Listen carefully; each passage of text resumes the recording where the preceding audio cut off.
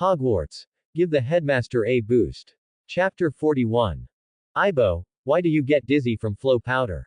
Fred came over to support Horatio. I think it's only normal for someone to get dizzy when they're shoved into a tumble dryer and spun through various fireplaces. Horatio also wondered if the blonde's comment about his poor reaction time meant he couldn't use the flying thunder god technique. No, it must be the magic's fault, not his. Tomorrow, he'd go study that book from Kamar Taj. PFF'd. Ha ha ha ha. Ron couldn't help but laugh when he saw Horatio's expression, and Ginny also looked at Horatio with a schadenfreude expression. All right, it seems my many days of inaction have made you, Ron, think I can't lift a blade. And Ginny, that little devil, I can't do anything to you at home, but when you get to Hogwarts, I'll make you realize true fear. Horatio pulled Fred and George aside and began to plot with them on how to prank Ron. Ron looked at the three of them, who were cackling like a dark wizard gathering, and felt a chill down his spine. He was finished. He'd gotten a bit carried away just now and forgotten that Horatio was a super petty devil. Horatio, how about we use spiders to scare Ron and make him faint in front of everyone? George suggested. Not good enough. I want to make him socially dead, Horatio said grimly. Won't that be a bit too cruel? Fred asked. Horatio and George looked at Fred simultaneously. I mean, please be sure to include me, Fred said, indicating that selling out his brother was something he had no psychological burden doing. When they arrived on the steps outside Gringotts, Arthur had been waiting there with Harry for a long time.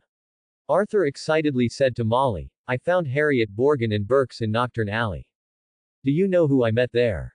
Lucius Malfoy. The Ministry has been cracking down lately, and I knew he'd be getting rid of the dark arts artifacts in his house. If he hadn't run so fast, I would have caught him with evidence. Molly tenderly wiped the dust off Harry and Arthur. Knockturn Alley is a dangerous place. You must protect yourselves and avoid conflicts with those dark wizards. It's fine, we met Hagrid there. He was buying medicine to get rid of carnivorous slugs, Arthur replied.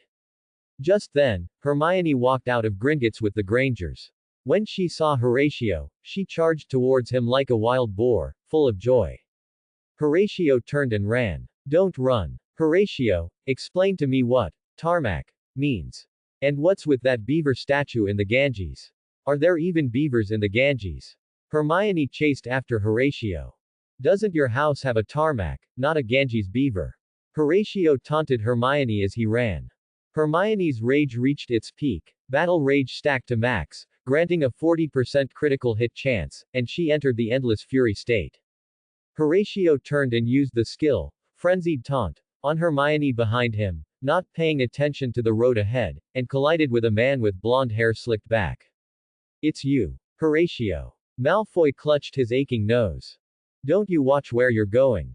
It's no wonder a crude and rude fellow like you hangs out with the Weasleys. His father's presence gave Malfoy confidence, and he mocked Horatio, looking at the Weasley family who had come to check on the situation. Oh ho! Little slick back, you've gotten bolder in a few months, haven't you? Daring to mock me now. Horatio showed a cruel smile, drew out his wand, and pointed it at Malfoy. Speak, how do you wish to die? Malfoy, frightened, hid behind Lucius. Don't mess around, my father is here. If you dare touch me, he won't let you get away with it. Horatio looked up and assessed Lucius, mentally calculating his combat power. Without using dark arts, he could take on 5 Luciuses, with it, he could take on 15. But it seemed using dark arts would land him in Azkaban. Wait, Azkaban. Horatio thought of this, withdrew his wand, and took out a pear, pointing it at Lucius. Big Slick Back, do you want to stand up for Little Slick Back? Lucius's mouth twitched. Remembering his previous conversation with Snape, he suppressed his anger and said calmly, I apologize for Draco's rudeness and am willing to offer compensation. Oh, you're so sensible, it makes things difficult for me, Horatio said, looking conflicted as he put away the pear. How about this? I smell a familiar soul aura on you. Give me that thing, and this matter will be over. Soul aura. Lucius thought for a moment, then pulled out a black diary. Is it this? Horatio snatched the diary, sniffing the cover like a pervert. Yes, this is it. This decaying stench.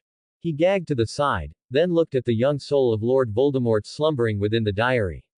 He stroked the diary's cover, saying cruelly, "Little pigs, we meet again. You can't run away this time, you know, or Uncle Johnny will be unhappy." Lucius shivered, watching Horatio's actions, and asked softly, "Is there anything else I can help you with?" Horatio was staring at the diary, contemplating how to express the joy of reunion to little Tom, and waved his hand impatiently at Lucius. "Nothing to do with you, hurry up and leave, don't bother me."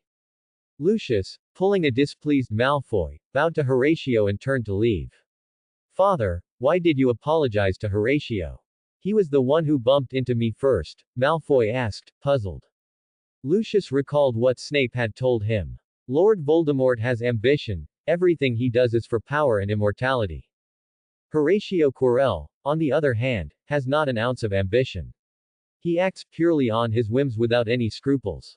Given his extreme talent, such a person is like a bomb that could explode at any moment.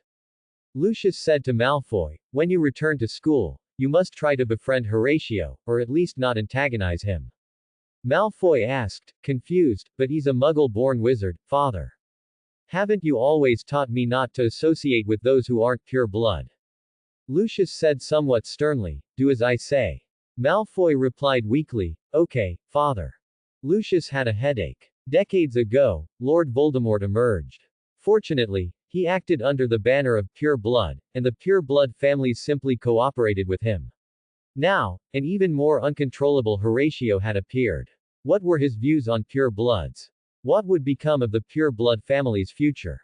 Dumbledore, far away at Hogwarts, indicated that he hadn't even said anything yet. Horatio put Tom Riddle's diary into his cloth bag and voiced over for himself. Ding, Lord Voldemort's Horcrux +1. Ding, Lord Voldemort's Horcrux +1. Didn't you want me to broadcast it for you? According to the novel tropes I've read before, shouldn't you be giving me a reward? Sorry, I've used up my application opportunities recently. TCH, you always give me books. Can't you just give me skill points directly? I feel like my brain is going to grow. I'm sorry, that's the ability of an advanced system. How about I try to apply for you? The worst they can do is erase you if you don't complete the task. No, this is fine. I'm tired of working in my last life. Reading is good, I like reading. After ending the conversation with the artificial intelligence, the system went into a feigned death state again. Horatio's consciousness returned to the real world, but reality gave him a big elbow. Hermione looked at Horatio, who was clutching his stomach like a cooked shrimp, and said, "HMPH, serves you right for provoking me." Ron walked towards Hermione, looked at her deeply, and then, with a thud, knelt on the ground. "Please, big sister Hermione, save this little brother's life." Mr. Granger looked at Mr. Granger, who was excitedly boxing next to him, with several question marks appearing on his forehead. Everyone decided to meet at Flourish and Blotts an hour later. Mr. Granger originally planned to keep a close eye on Horatio, but he couldn't resist Arthur's enthusiasm, so he had to follow Arthur to the Leaky Cauldron for a drink. Before leaving, he handed something to Mrs. Granger and instructed, "Keep an eye on that kid. If he dares to lay a hand on Hermione, use this thing to finish him off." Mrs. Granger rolled her eyes at him, didn't take the item, and ignored him, continuing to chat with Molly. Horatio looked at the item in Mr. Granger's hand, something Harry found useful, Ron used for dueling, and even Lord Voldemort could buy, and his eye twitched involuntarily. "Oh, you're actually planning to use this thing against me. If I don't park a hippogriff outside your house, it would be a bit unreasonable. Hermione, do you want to go shopping together? I can treat." Horatio invited Hermione. Hermione had given Horatio a hard blow just now, and her anger had mostly subsided, so she said, "Okay, then I thank Mr. Horatio." So Horatio took Hermione to a bookstore in Diagon Alley, turned back, and looked at Mr. Granger with a mocking gaze, revealing a triumphant smile. "No," Mr. Granger let out a desperate wail, being dragged by Arthur to the Leaky Cauldron at the end of Diagon Alley. An hour later, everyone except Arthur and Mr. Granger gathered at the entrance of Flourish and Blotts.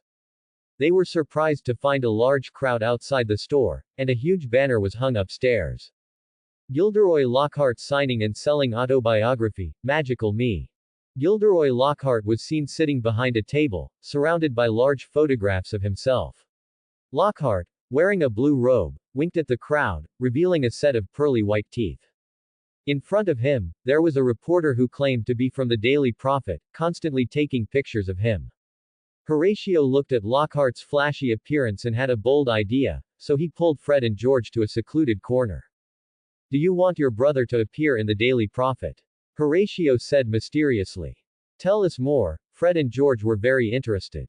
Horatio took out a packet of powder and a bottle of potion from his cloth bag and said, "This is a new potion I developed by improving amortentia. I call it, Thinking of You Liquid. Just a tiny bit will make someone madly fall in love with the person who has this powder sprinkled on them."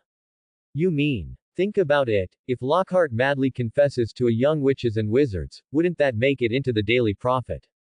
Fred and George were very tempted but still asked, "Then how do we give Lockhart the potion?" Horatio took out a transparent plastic box from his cloth bag. Inside the box was something the size of a mosquito. "This is a prototype potion dispensing machine I developed to trick Snape, the Dar Mosquito prototype. It'll be up to it to administer the potion later. You just need to sprinkle the powder on Ron." The three finalized the details in the corner, letting out eerie laughter. Sirius, passing by, shook his head. When the three returned to the scene, Lockhart was pulling Harry for a photo. After a while, George gave Horatio a signal, indicating that their task was complete. So Horatio controlled the Dar Mosquito, which was already filled with the potion, to fly towards Lockhart, land on his neck, and inject the Thinking of You liquid into his bloodstream. Lockhart didn't feel any abnormality. He gave Harry a copy of his autobiography and announced to the audience that he would be the defense against the dark arts teacher at Hogwarts School of Witchcraft and Wizardry starting this September. A round of warm applause erupted from the audience.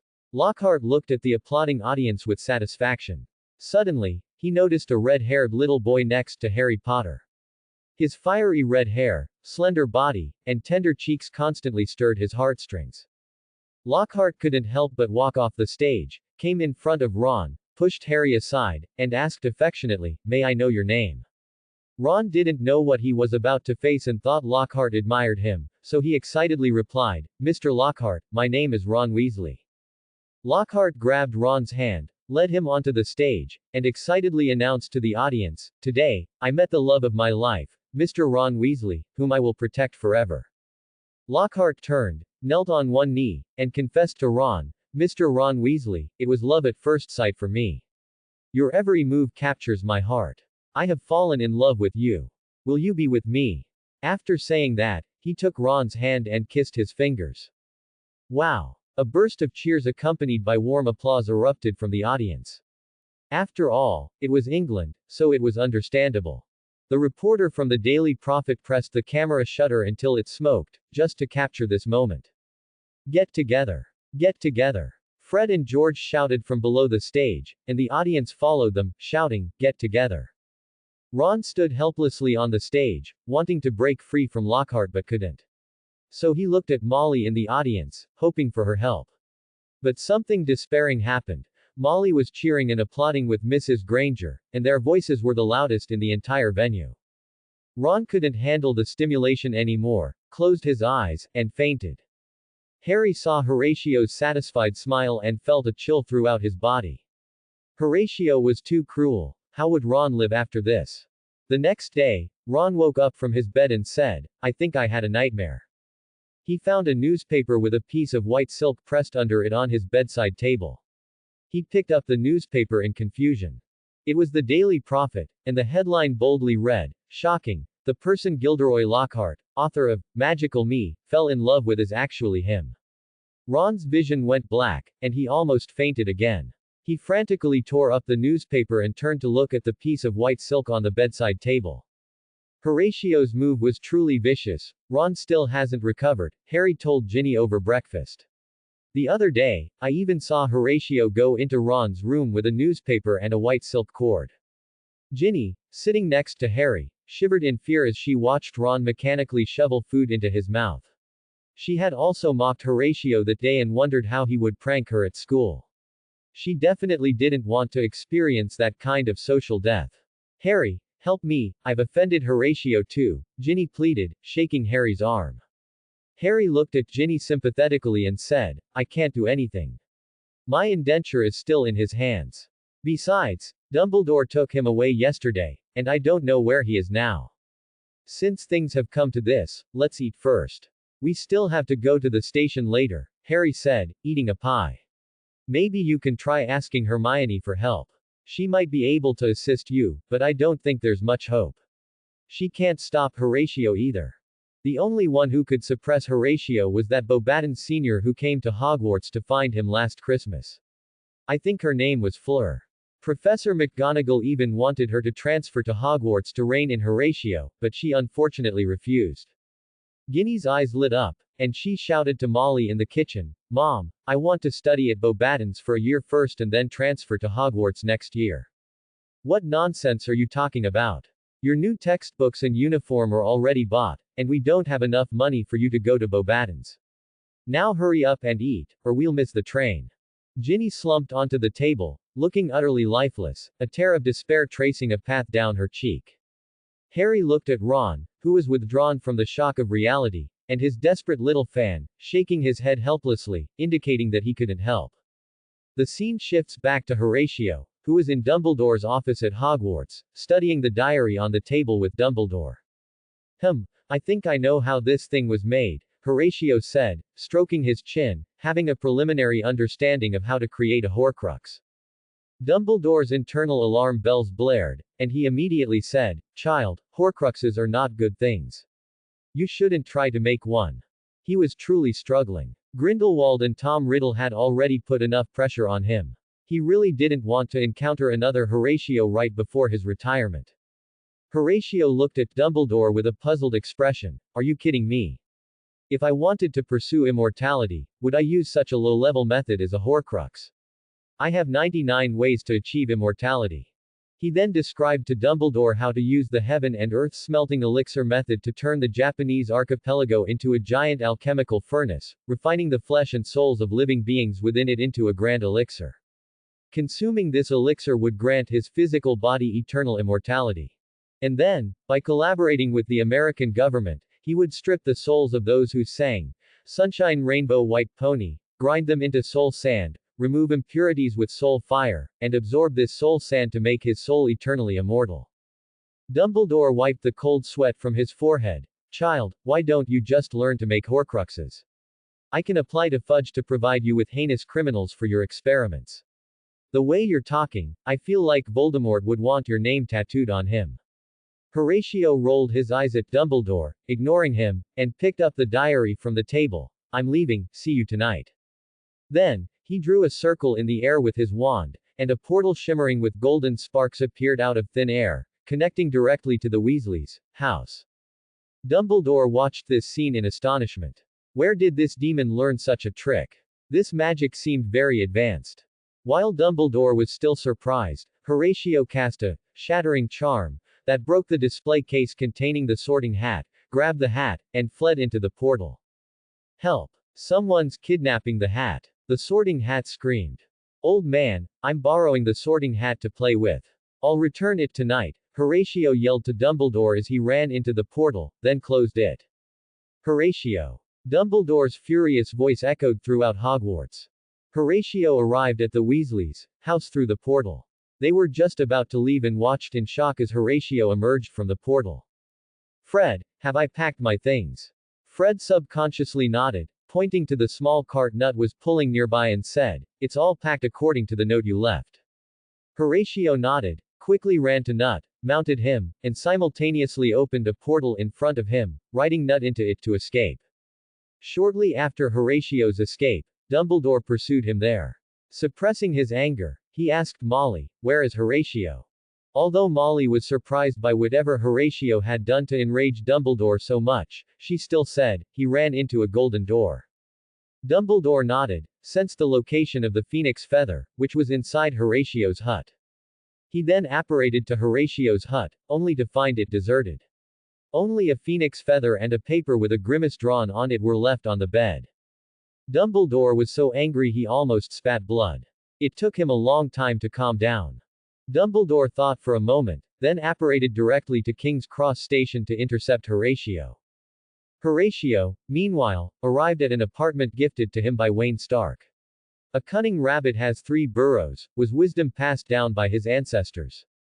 Horatio smirked as he tossed the sorting hat onto the bed, then began to grope it.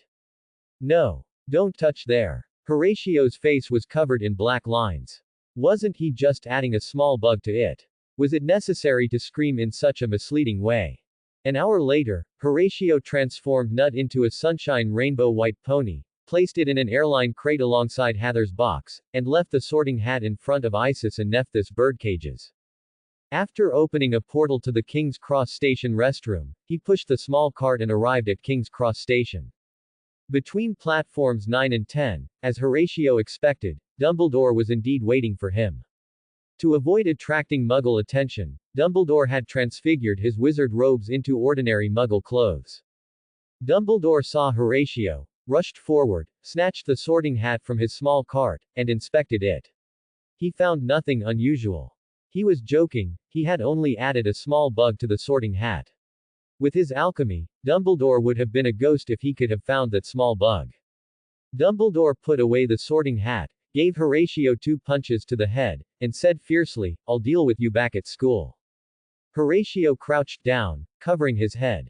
"Old man, just you wait, I'm going to make myself a counterattack helmet, a helmet that reflects damage." "Got it. By the way, aren't you going to do something about that over there?" Horatio said, pointing between platforms 9 and 10.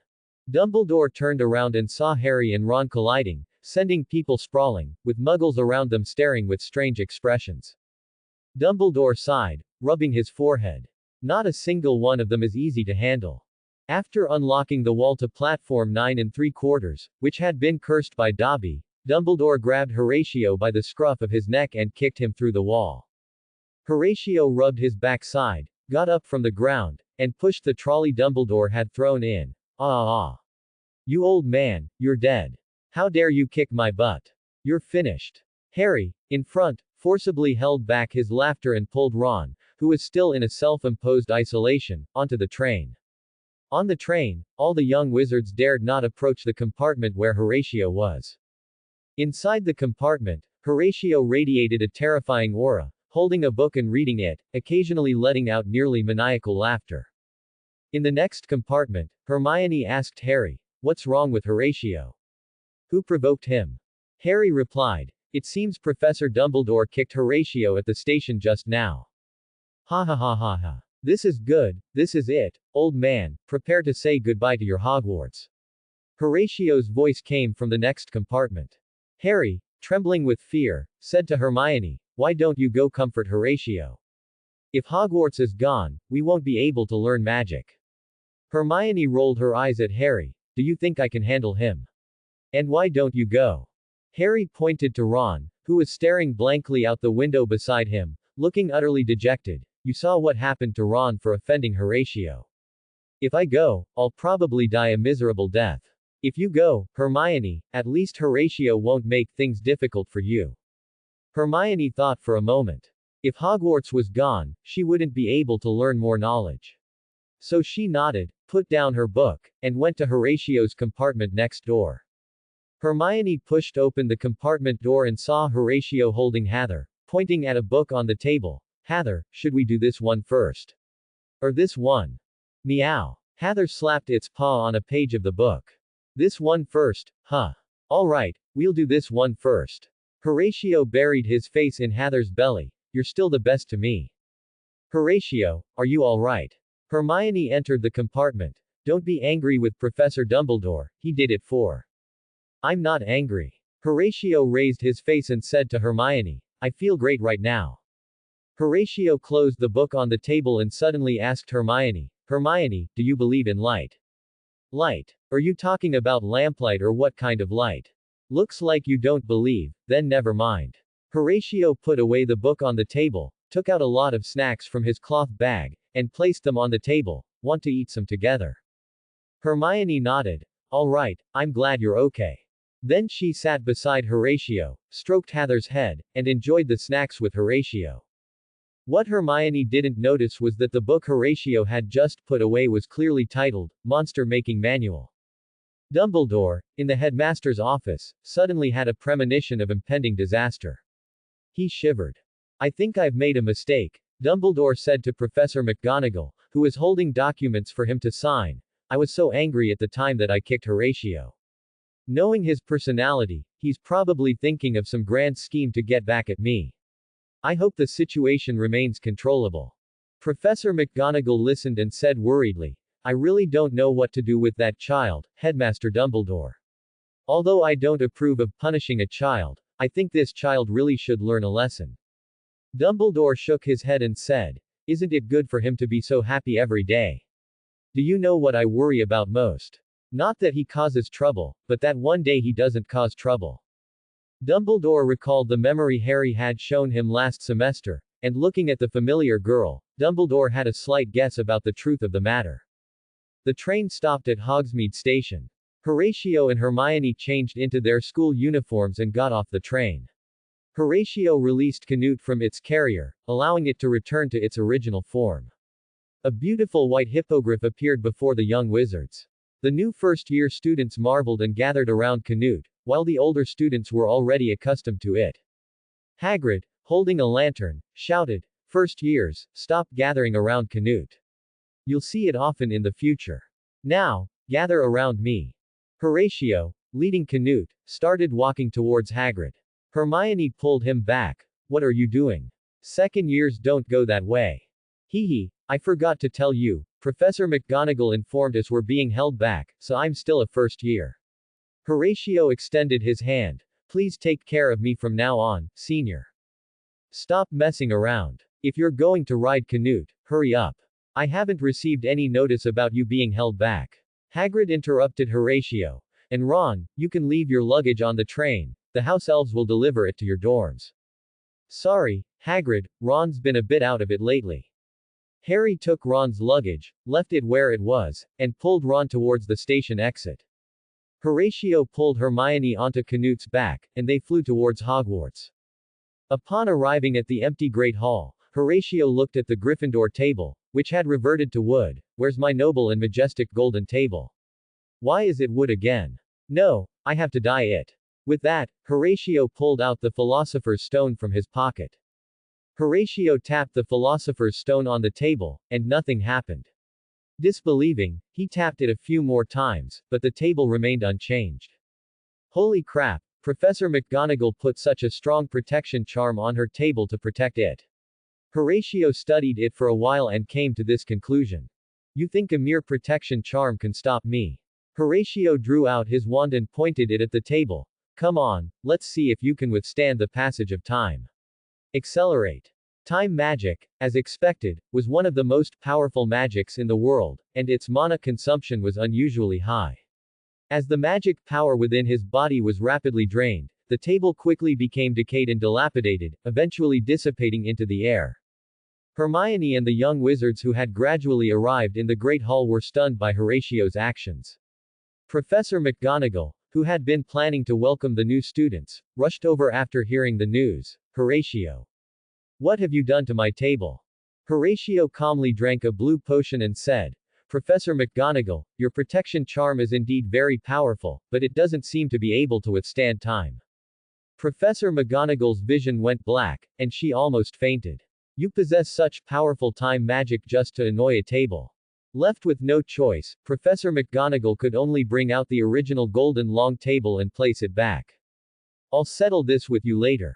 Professor McGonagall hastily left the Great Hall to welcome the new students.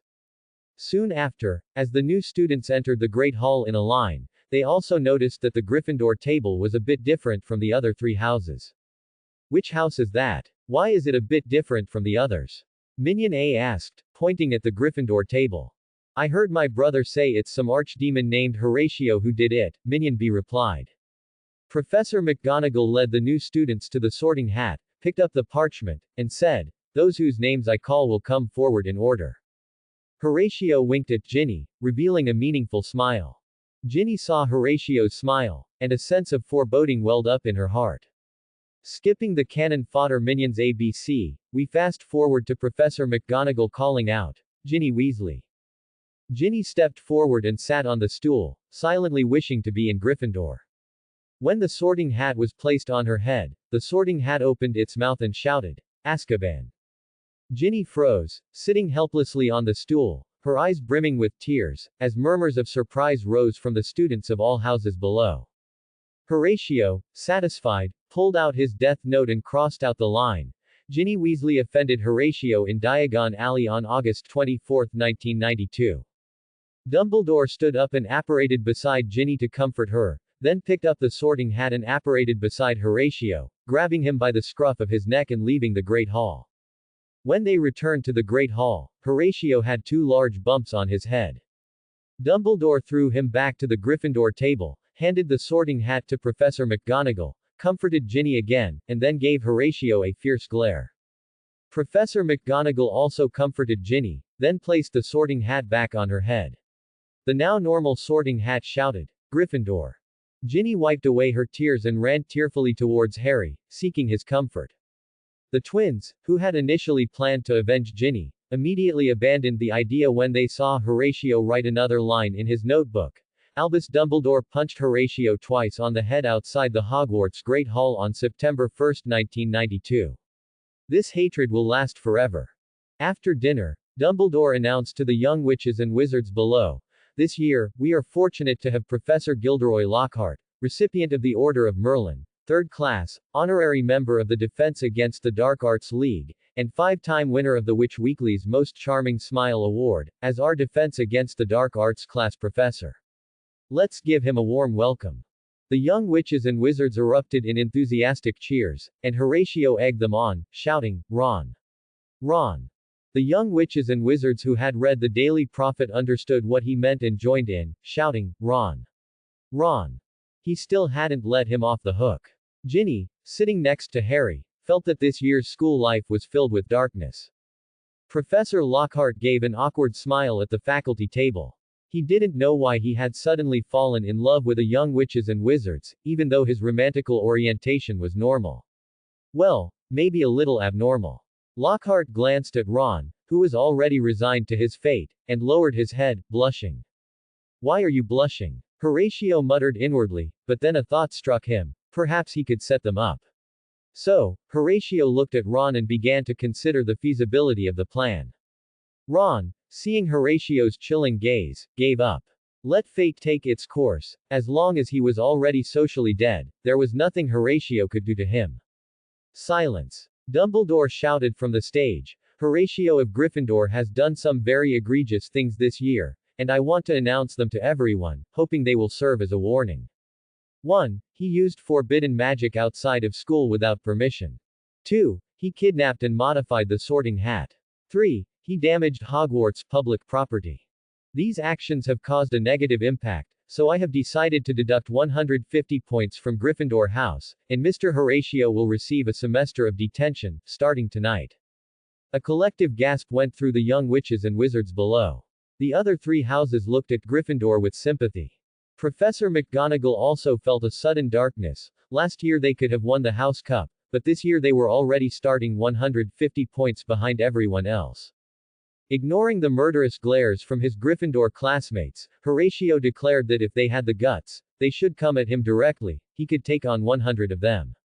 After the school anthem was sung, Snape found Horatio. Come on, you have detention with me this week. Following Snape to his office, Snape sat in the teacher's chair and asked, Where's my goods? Horatio took out a faceless alchemical golem from his cloth bag. I've given it a free upgrade for you. You can change its appearance at will. It's absolutely sturdy and durable. As long as you don't burn it with fiendfire, it'll last a long time. Snape took the alchemical golem and asked, How do I use it? Pinch its neck and imagine the image you want it to become in your mind, and that's it. Snape did as Horatio said, and the alchemical golem transformed into the person he disliked the most. Snape looked at the alchemical golem's image, identical to the one in his memory, and couldn't help but throw a punch at its nose. Ah! Ooh! Ouch ouch ouch! Snape clutched his hand, groaning in pain. Several question marks appeared above Horatio's head. Brother, this is made of orichalcum and mithril. You actually challenged metal with a carbon-based organism's flesh. Impressive. Feeling Horatio's look as if he were an idiot, Snape coughed to ease the awkwardness. Is there any way for me to experience the feeling of hitting flesh? Horatio said, yes, you just need to forge a pair of gauntlets out of adamant. But adamant requires a lot of materials, and refining it is very troublesome. Horatio wrote a list of materials and handed it to Snape. You collect the materials yourself. I can refine them for you for free, but I have detention and no time. Snape looked at the dazzling array of materials and suspected Horatio was lining his own pockets. Horatio indicated there was no need to doubt, he was indeed lining his own pockets. Ultimately, Snape still agreed. I will apply to Dumbledore for you to have more detention here with me. Then you can use that time to forge what I need. After saying that, Snape dismissed Horatio. As Horatio walked out the door, he heard Snape attacking the alchemical golem with Sectum Sempra. He shook his head. What a deep-seated hatred, Snape. You'd best be more magnanimous. Horatio took out his death note and wrote down, Albus Dumbledore gave Horatio a semester of detention on September 1, 1992. No gentleman would fail to avenge this grudge. He didn't realize he was the one with the smallest heart. Returning to his dormitory, Newt, who had been sent there earlier, rubbed his eagle head against Horatio's face, begging for food. All right, I know. Horatio stroked its eagle head, released Hather, Isis, and Nephthys from their cages, and poured their prepared food into a large basin for them to enjoy freely. After doing all this, Horatio sat on the sofa in front of the fireplace, took out Tom's diary, placed it on the coffee table, and dripped a few drops of soul-nourishing potion onto it. After a while, Horatio wrote in the diary, "Hello." The diary remained motionless, as if it didn't want to respond to him. Horatio's face darkened. He saw that little Tom was awake, but he just didn't want to talk to him. Oh, my temper. Golden fiendfire ignited in Horatio's hand, and he moved to slap the diary. Tom in the diary originally didn't want to bother with this non-pure blood young witches and wizards, but seeing the fiendfire in his hand and feeling its terrifying temperature, he immediately replied in the diary, "Wait. Calm down, the world is so beautiful, yet you are so irritable. This is not good, not good. Tell me, who are you? And why are you hiding in this diary?" Horatio wrote in the diary. "You can see me." Tom in the diary was very surprised. Otherwise. "All right, my name is Tom Riddle, I'm your senior. Can you please give me some more of that potion you just used?" "You mean this?" Horatio shook the soul-nourishing potion in his hand. "Call me, Cosmic Invincible Super Awesome Handsome Guy, and I'll give you some." Cosmic Invincible Super Awesome Handsome Guy. Little Tom Riddle was a bit speechless. Why was this person so narcissistic? Horatio dripped a little more soul-nourishing potion onto the diary. "That feels good. What's your name?" Little Tom asked. "Horatio." "Hello, Horatio. Are you interested in Slytherin's Chamber of Secrets?" Although little Tom was not satisfied with Horatio, he could only rely on him for now. "You mean Slytherin's Chamber of Secrets? Are you a Slytherin student? My great Gryffindor and Slytherin are sworn enemies." Die. Horatio's hand again ignited with fiendfire, pretending to strike the diary. Wait. Why do you resort to violence at the slightest disagreement?" Little Tom was a bit flustered. "Oh no, how did this diary end up in a Gryffindor student's hands?" He added, "And why are you, a Gryffindor, so proficient in the dark arts?" Huh. Isn't that common sense? A Gryffindor in first year can't survive without learning some dark arts. Horatio took out a pair and demonstrated the 3 unforgivable curses to little Tom. "You Gryffindors know these in first year." Little Tom was very surprised. He hadn't expected Gryffindor to be so secretly skilled, secretly teaching these things. No wonder those Gryffindor students dared to oppose him when he was studying at Hogwarts. That's right. Don't you know that our Gryffindor is Headmaster Dumbledore's talent reserve army? It's only natural for him to secretly teach us some powerful magic, isn't it? You, Dumbledore, with your seemingly honest face, actually secretly give special treatment. I thought you truly treated everyone equally. Turns out you've been secretly hiding a private army, little Tom complained. Then are you truly willing to follow Dumbledore's command? Don't you want to achieve something great yourself? Little Tom continued to tempt him. Horatio thought for a moment.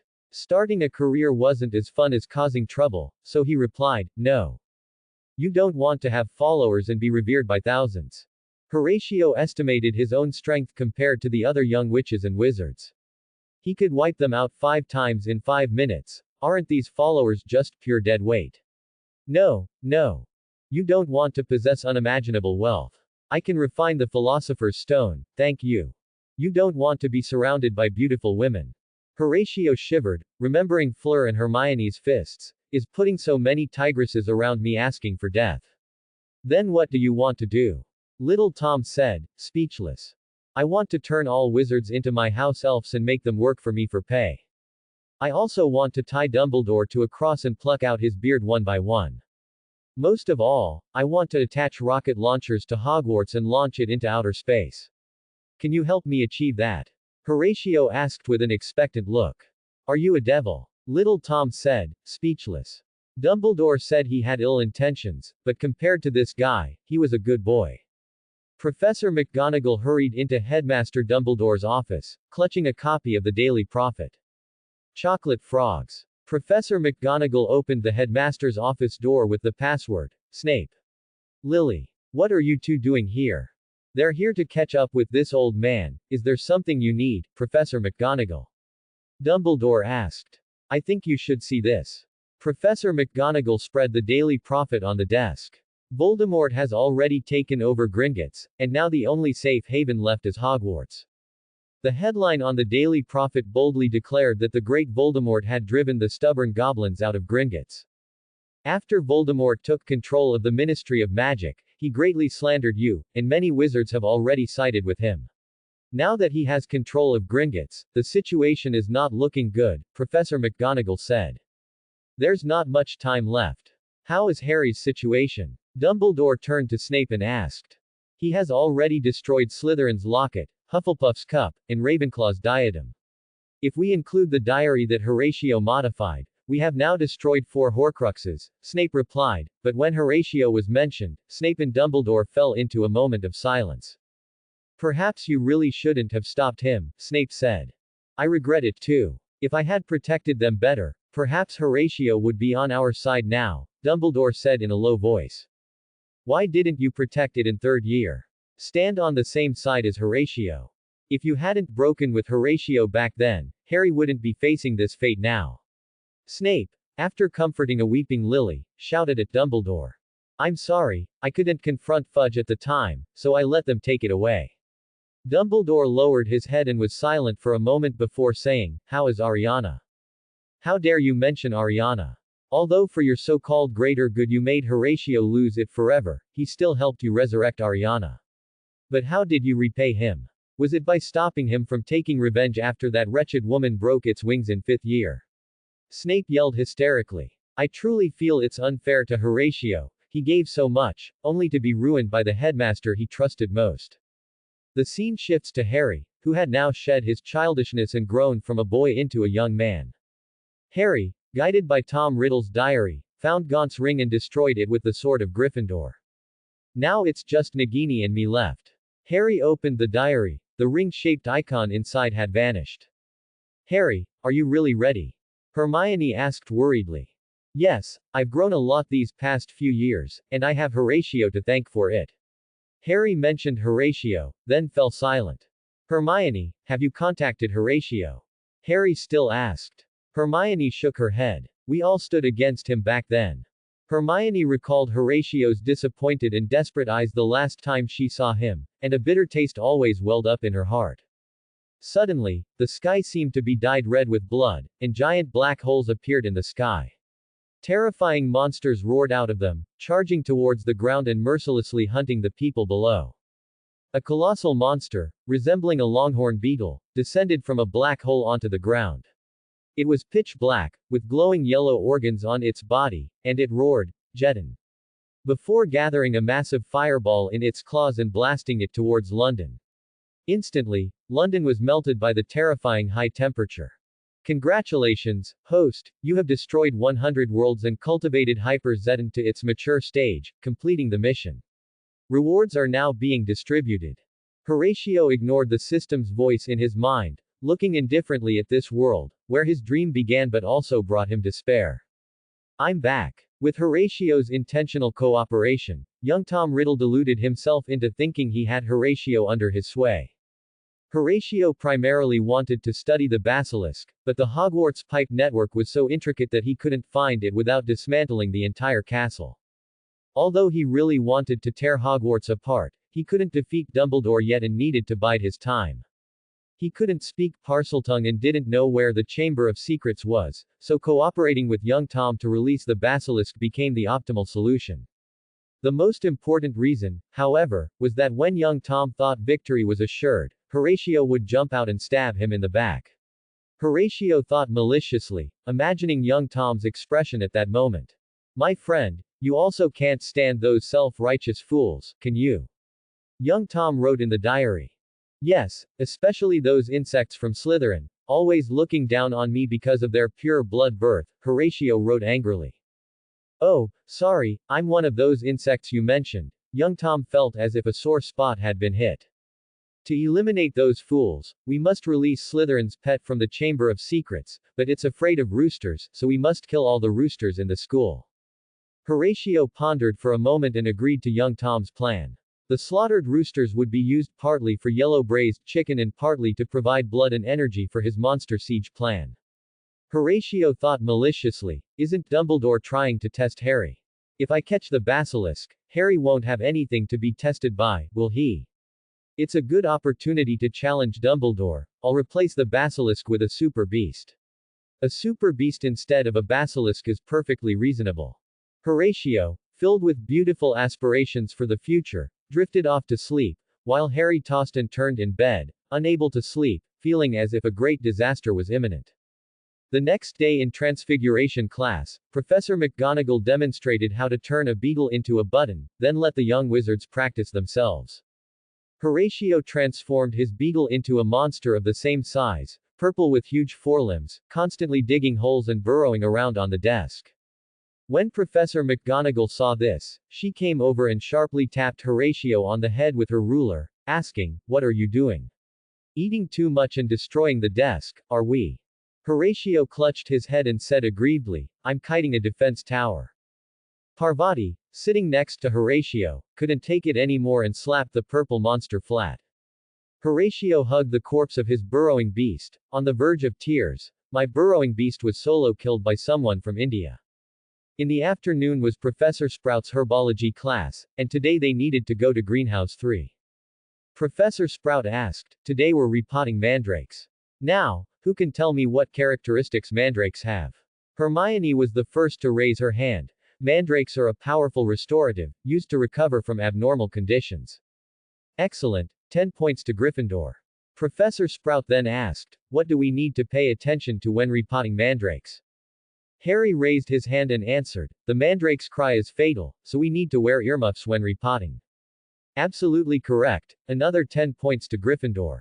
Professor Sprout said happily.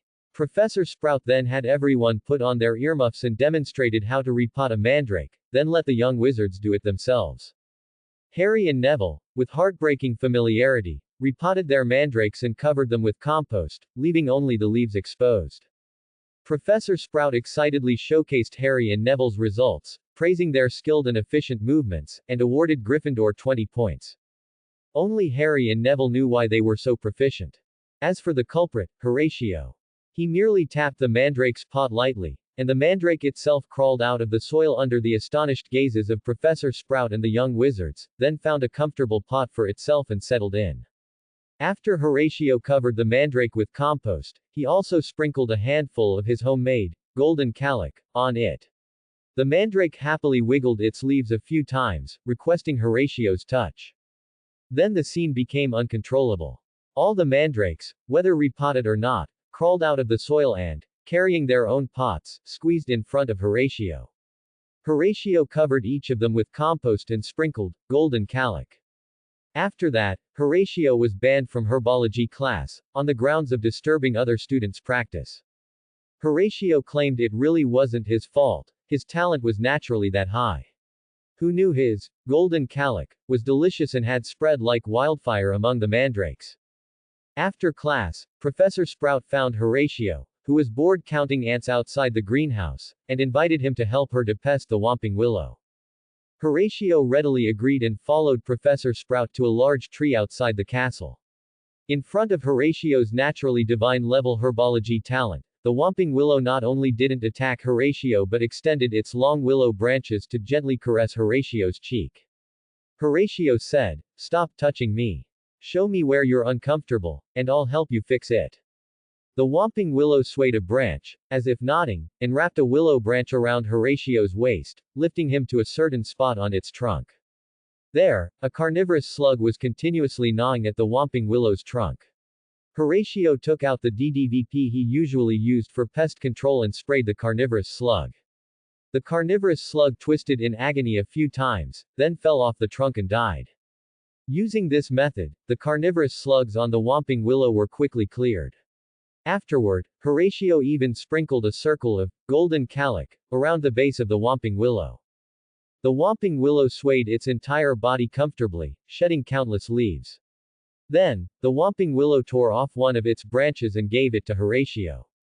Professor Sprout said in surprise, "This means the whomping willow has accepted you. You can plant this branch elsewhere, and it will grow into a new whomping willow." Professor Sprout had originally intended to tell Horatio that she would give him 50 points, but she remembered Professor McGonagall had privately told her that if Horatio performed well and earned points, she shouldn't tell him, but just secretly add them to Gryffindor. Professor McGonagall, if that little rascal knows he's earned points for Gryffindor, he'll find a way to get them deducted. So I'll just tell all the professors to add points secretly without telling the little rascal. He thinks he can outsmart me. Horatio took the branch to his greenhouse, where the Quirrell-shaped herbal care alchemy golems had already harvested several large baskets of Houttainia cordata. Horatio found a flowerpot and planted the whomping willow branch in it. Looking at the biting cabbage, venomous tentaculas, devil's snare, and whomping willow plants in the greenhouse, he felt like he could play Plants vs. Zombies. Speaking of Plants vs. Zombies, Horatio remembered the book, Planting Techniques from a Plant That Doesn't Want Its Brains Eaten, given by the system. What's the point of giving a book but no seeds? Offer your baskets of Houttainia cordata, and I'll apply to headquarters for a few bags of seeds from the Plants vs. Zombies world. No, I'm saving them for fish soup. After some bargaining, Horatio gave the system half of his Houttainia cordata, and the system applied to headquarters for a few bags of seeds from the Plants vs. Zombies world. On the fourth day of school, as Hermione was having lunch in the Great Hall, she saw Horatio carrying a basin of golden chicken pieces with potatoes, mushrooms, and green peppers, which he was devouring with rice. "Horatio, what are you eating? It smells so good," Hermione said, her mouth watering as she sniffed the faint scent of soybean paste in the air. "Ah, this is braised chicken with yellow sauce that I made myself. It's authentic, and besides a little magic, it doesn't have any artificial additives or preservatives," Horatio said, putting a piece of chicken thigh with a slice of mushroom into his mouth, then shoveling several more mouthfuls of rice soaked in the braised chicken sauce, a blissful expression on his face. "The chicken is a rooster Hagrid raised himself, guaranteed safe and healthy. I traded a flying dragon toy with Hagrid for it." Horatio shared a little with Hermione, then cast a disgusted glance at a longing Harry opposite him. "What do you want, House Elf Mark II? I'm warning you, it's time to work in my greenhouse, unless you want to become Miss Potter." Horatio still gave a little to a pathetic Harry. "You should be happy to have a boss as good to his employees as I am. 997 is your blessing. Oh, and your salary has increased by 1 silver sickle."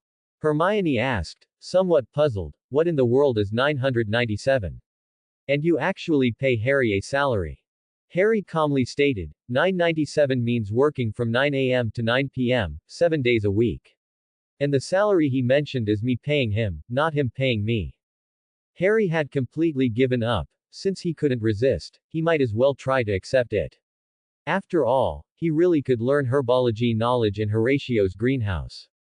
Recently, Professor Sprout had been very pleased with him in herbology class, even awarding points to Gryffindor because of him. Hermione was about to say something to Horatio when he silenced her with Harry's indentured servitude contract. She could only indignantly tackle the braised chicken on her plate, praying that one day Horatio would be hanged from a lamppost. The afternoon was Lockhart's defense against the dark arts class. Speaking of Lockhart, one couldn't help but mention his rumored girlfriend, or perhaps boyfriend, Ron. After all, this was England, the birthplace of Brokeback Mountain. Although Ron felt a bit of social death, he found that the young witches not only didn't show contempt for him but actively sought him out for conversation, which he found quite enjoyable. Upon arriving at the Defense Against the Dark Arts classroom, Horatio stacked Lockhart's 7 books together, blocking himself from view, and immediately slumped onto the desk to sleep. A moment later, Lockhart entered the classroom. He made a shushing gesture, quieting the chattering young wizards below the podium. He reached for the book, Travels with Trolls, and held it up, displaying his smiling photo on the cover. He pointed to his photo, smiling just like the one on the cover. Gilderoy Lockhart, Order of Merlin, 3rd class, honorary member of the Dark Force Defense League, 5 times winner of Witch Weekly's Most Charming Smile Award, will be your defense against the dark arts professor this year, but I need an assistant to help with my teaching. Then he gazed tenderly at Ron. Mr. Ronald Weasley, would you be my assistant? The young witches, influenced by the British, Brokeback Mountain, culture, gasped at this scene. Ron lost himself in their cheers of, say yes to him. And nodded, blushing. I see you've all bought my complete works, so I think we'll start with a small quiz today. Mr. Weasley, could you please help hand out these papers? Lockhart said. Ron walked up and took the bundle of papers from Lockhart's hand, distributing them one by one to the young wizards present. Very good, thank you for your help, Mr. Weasley. 5 points to Gryffindor. When Ron reached the sleeping Horatio, emboldened by Lockhart's backing, he shook Horatio awake and said, Horatio, how dare you sleep in class? Get up, there's a pop quiz you need to take. All the young wizards present looked at Ron as if he were a warrior. Harry was already calculating if he had enough money to buy Ron a coffin. Tell me, how do you want to die? The awakened Horatio looked at Ron with icy eyes, pulling out a bottle of pink potion from his pouch. Prepare to say goodbye to your little pig forever. Lockhart stopped Horatio, who was pressing Ron against the desk and preparing to force-feed him the potion. Mr. Horatio, please release Mr. Weasley. Horatio released Ron's struggling collar and turned to look at Lockhart with an unfriendly gaze. Mr. Horatio, I've heard many rumors about you in school, but as a holder of the Order of Merlin, 3rd class, I have a duty to correct your behavior, Lockhart said sternly. Oh, you mean you want to duel me? Horatio said, pulling out a pair from his clothes, combing his thick fringe back with his hand, revealing his sapphire blue eyes and pristine forehead. No, you are to deal with the most evil things known to the magical world. Lockhart bent down and pulled a large, covered cage from behind the podium, placing it on the desk. He pulled off the cover. Inside the cage was a group of bluish-gray pixies, about 8 inches tall, with pointed faces, constantly clawing at the cage's edge and screeching at the young wizards outside. Ha ha ha, I thought you'd bring out something dangerous. Is this all? Cornish pixies, danger level 3x. Horatio put away the pair, clutching his stomach and laughing uncontrollably. Don't underestimate them, they are mischievous little destroyers, as cunning as devils. Lockhart pulled open the cage door. Now let's see how you deal with them. The pixies shot out of the cage like rockets, wreaking havoc in the classroom. 2 of them flew over, trying to grab Horatio's ears and lift him up. Horatio casually cast a fiendfire, burning them to ashes.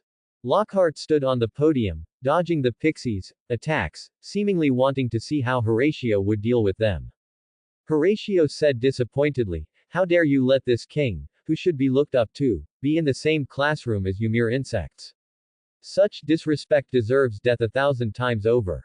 As he finished speaking, countless golden ripples appeared behind Horatio. Various weapons slowly emerged from the golden ripples, then quickly flew through the air, slicing the remaining unruly pixies in the classroom into pieces one by one. The pixies were quickly chopped into pixie paste by these weapons, which then aimed at Lockhart, surrounding him. Horatio slowly walked towards Professor Lockhart, who had fallen to the ground in fright, and whispered in his ear, Professor, do you know how the previous defense against the dark arts professor died? Don't provoke me if you don't want to end up like him. Then Horatio snapped his fingers, and the weapons in the air turned into golden dust and vanished. Horatio turned and walked towards Ron, who was slumped on the ground in fear. Come on, let's continue our punishment. Will you drink it willingly, or shall I help you drink it? Ron glared angrily at the dazed Lockhart. It was all those young witches' fault for constantly praising him in his ear. He thought Lockhart could punish Horatio, but it turned out he was just a good-for-nothing. Knowing he couldn't resist, Ron took the potion from Horatio's hand, gritted his teeth, and drank it in one gulp. Fred and George lost a brother, but gained a sister. Professor McGonagall put down her pen and glared fiercely at Horatio, who was slouching in the chair opposite her. Look at you, you just started school and you've already deducted 150 points from Gryffindor. Now you're threatening a professor in class and even turned a classmate into a girl. I really don't know what to do with you. Professor McGonagall wrapped the newly written letter in an envelope. Is there really no way to change Ron back? Horatio picked at his ear. How many times have I told you, the potion's effect is permanent? You've also confirmed it with Snape. What you should be doing now is transferring Miss Weasley to the girls' dormitory. Professor McGonagall summoned an owl, handed it the letter, and said sternly to Horatio, if the Weasleys don't forgive you, you'd better find a way to change Ron back to normal, or you'll be expelled. Horatio looked indifferent. He was just thinking of trying out what it felt like to be expelled from Hogwarts. However, things didn't go as planned. Horatio couldn't experience being expelled from Hogwarts for now, because the next day, Professor McGonagall received a reply from the Weasleys. In the letter, they not only didn't blame Horatio, but actually thought he did a great job. They had long felt they had too many sons and wanted more daughters. They even said that if possible, please turn Fred and George into girls as well. Professor McGonagall's expression was like she was constipated. There was nothing she could do but arrange a single dormitory for Ron, no, now Lonnie, because she was previously a boy, and before the other little witches recognized her, she could only live alone. Horatio thought of Lonnie's big fat rat. To prevent it from scurrying around the girls' dormitory and seeing anything it shouldn't, he secretly implanted alchemical nanobots with a confounding effect into its body. Inside the room of requirement, you're really ruthless, turning a classmate into a girl in public. Little Tom complained in the diary after listening to Horatio recount what happened in class today. They provoked me first. I'm usually very obedient, Horatio protested unhappily. What are you doing now? Little Tom asked in the diary. Making missiles. I've been annoyed with the Gryffindor Tower for a long time. Little Tom was speechless. What kind of natural demon child was this? He wasn't this outrageous in his second year, was he? Tonight, we can release Slytherin's pet. Really? Yay. Finally, we can kill those insects from Slytherin. I've been annoyed with them for a long time. Horatio looked very happy, finally waiting for this day. Little Tom in the diary sneered, thinking, when the basilisk is released, I'll kill you first. After putting away the diary, Horatio sneered, thinking that after he backstabbed Little Tom, his expression would be very interesting. Night soon fell, and it was already 9 p.m. when Horatio emerged from Snape's office. Following Little Tom's guidance, Horatio arrived at the entrance of a lavatory, where a ghost was sitting on the cistern of the innermost toilet. Who are you? What are you doing here? Crying Myrtle saw Horatio and questioned him loudly. Horatio ignored her, patted his cloth bag, and the ropes and gag he used to capture Peeves last semester shot out of the bag, tying Myrtle into a shape that would excite people of the Foot Basin Chicken Country. Myrtle struggled frantically on the ground. She wanted to scream for help, but her mouth was stuffed with a ball, causing her to only make woo-woo sounds. She lay helplessly on the ground, tears glistening in the corners of her eyes. After dealing with Myrtle, Horatio entered the lavatory and found a faucet with a small snake carved on it. Hiss, hiss, following the Parseltongue taught by Little Tom, he opened the entrance to the Chamber of Secrets. The faucet emitted a dazzling white light and began to spin rapidly, then the sink slowly disappeared, revealing a very thick pipe. Horatio passed through the pipe and came to a tunnel made of black stone. Lumos. Horatio pulled out his wand and lit up the entire tunnel with the Lumos spell. After turning a corner, he arrived in front of a stone wall carved with two intertwining snakes, with sparkling emeralds set in the eyes of the two snakes. Hiss, hiss. The two snakes separated, and the stone wall split in the middle, slowly sliding to both sides and disappearing. Horatio passed through many stone pillars carved with coiling and entangled large snakes, arriving in front of a statue as tall as the room. Horatio recognized at a glance that this statue was the ancestral patriarch of Slytherin House. Just as Horatio was observing the Slytherin statue, the soul of little Tom Riddle emerged from the diary. You don't seem surprised at all. Little Tom looked at the calm Horatio with some surprise. Naturally, I already knew you could leave the diary and act independently. Did you think I just forgot that bottle of soul-nourishing potion there? Horatio indicated that he stopped playing little Tom Riddle's petty tricks centuries ago.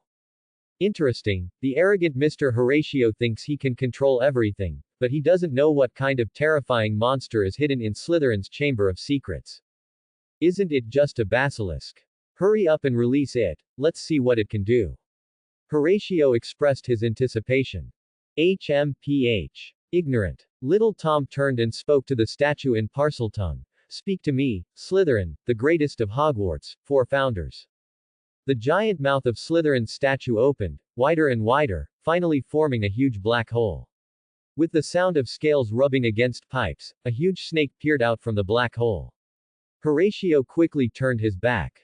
Little Tom mocked. Do you think turning your back on the basilisk will solve the problem? Don't forget the basilisk's fangs are equally deadly. Then he commanded the basilisk in Parseltongue, kill him. Horatio snapped his fingers, and a black, muddy substance appeared on the ground. A terrifying black giant claw stretched out from within, grabbing the basilisk like it was a spicy strip. The basilisk struggled desperately in the giant claw's hand, but no matter what, it couldn't break free. What is this? Little Tom asked in disbelief. Your basilisk is indeed very strong, and many wizards can't deal with it, but compared to a super beast that has conquered countless worlds and destroyed countless universes, it's not even fit to carry its shoes. Horatio continued. Guess what I did last night? I went to the Forbidden Forest and hunted countless acromantulas, using their flesh and blood energy to forge a super beast. Although it's not yet complete, it's more than enough to deal with a basilisk. As the giant claw squeezed tighter, the basilisk let out a painful howl. Horatio quickly commanded, don't kill it, Beloricune. Beloricune's giant claw slowly loosened, but still controlled the basilisk. Horatio said to little Tom Riddle with his back turned, you've been showing off for so long, it's my turn, isn't it? Then Horatio spread his hands and said to the air, speak to me, Horatio Quirrell, the most handsome of Hogwarts, 4 houses. A shimmering golden sparked portal opened before him, connecting directly to Horatio's greenhouse. Rows of Gatling pea shooters were already ready, with a row of torchwood in front of them. In the catapults of the cabbage pulse, biting cabbage, a magical plant, were eager to launch. Behind the whomping willow branches were several pots of doomed shrooms, seemingly waiting for it to throw them out. Little Tom, do you think the basilisk can kill plants with its eyes? I'm very curious. Although Horatio could order Beloricune to directly kill the basilisk, after playing along with little Tom for so long, he felt uncomfortable not putting on a big show in front of him.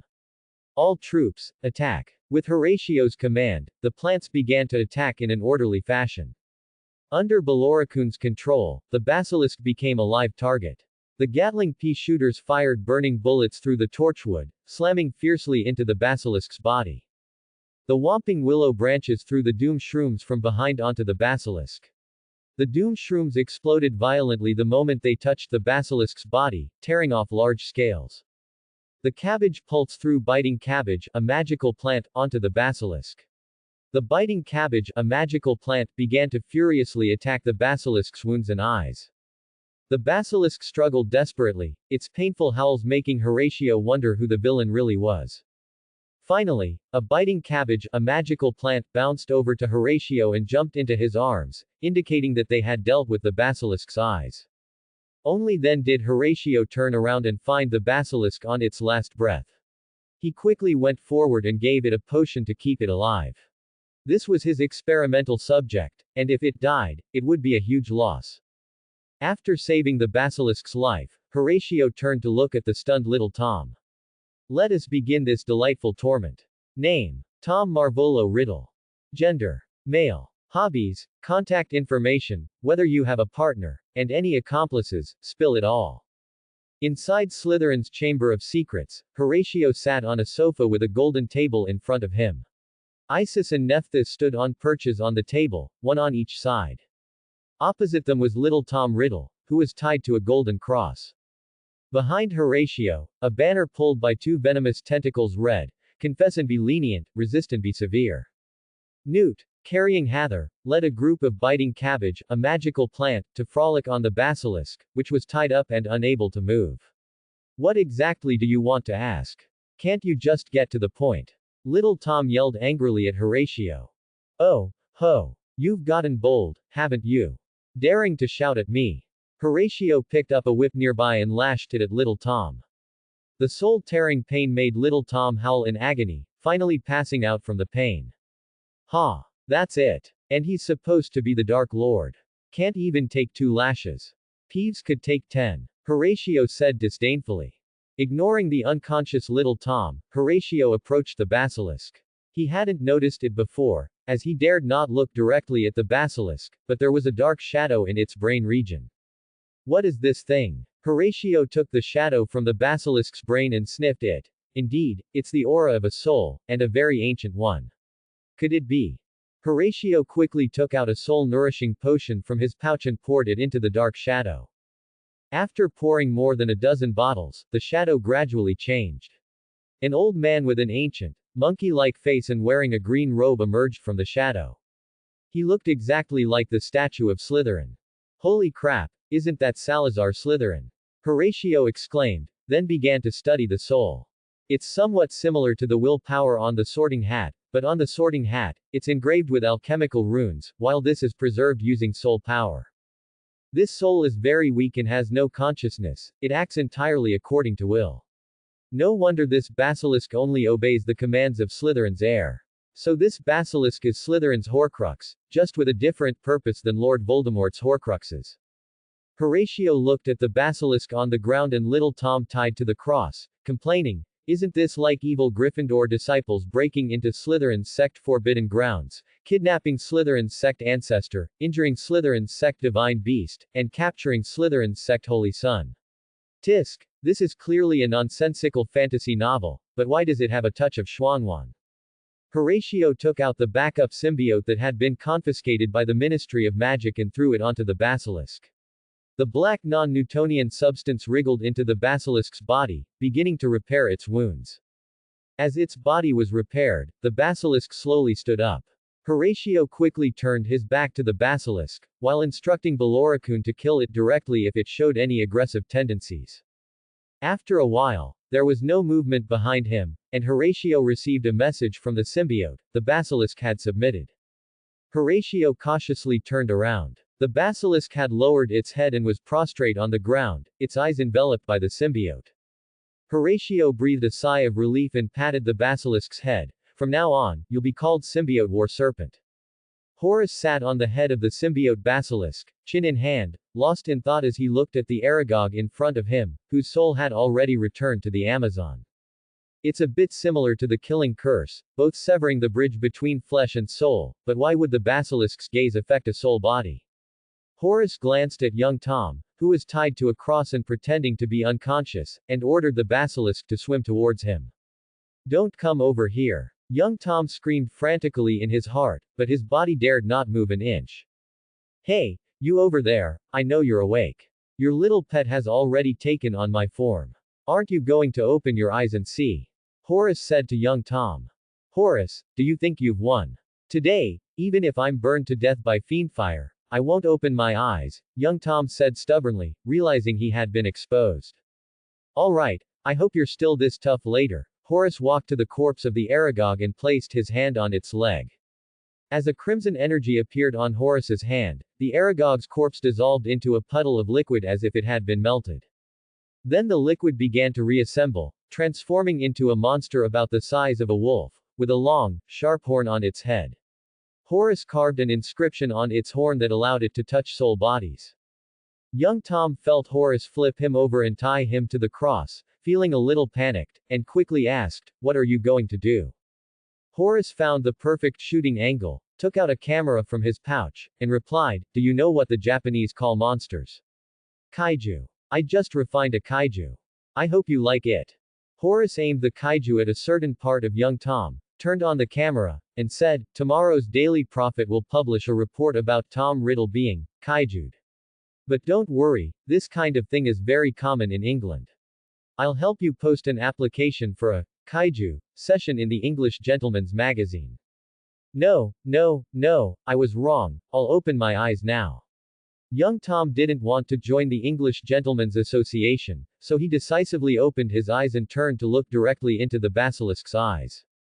"PFF'd, I thought you were so tough, but that's it," Horace said disdainfully, looking at the petrified young Tom.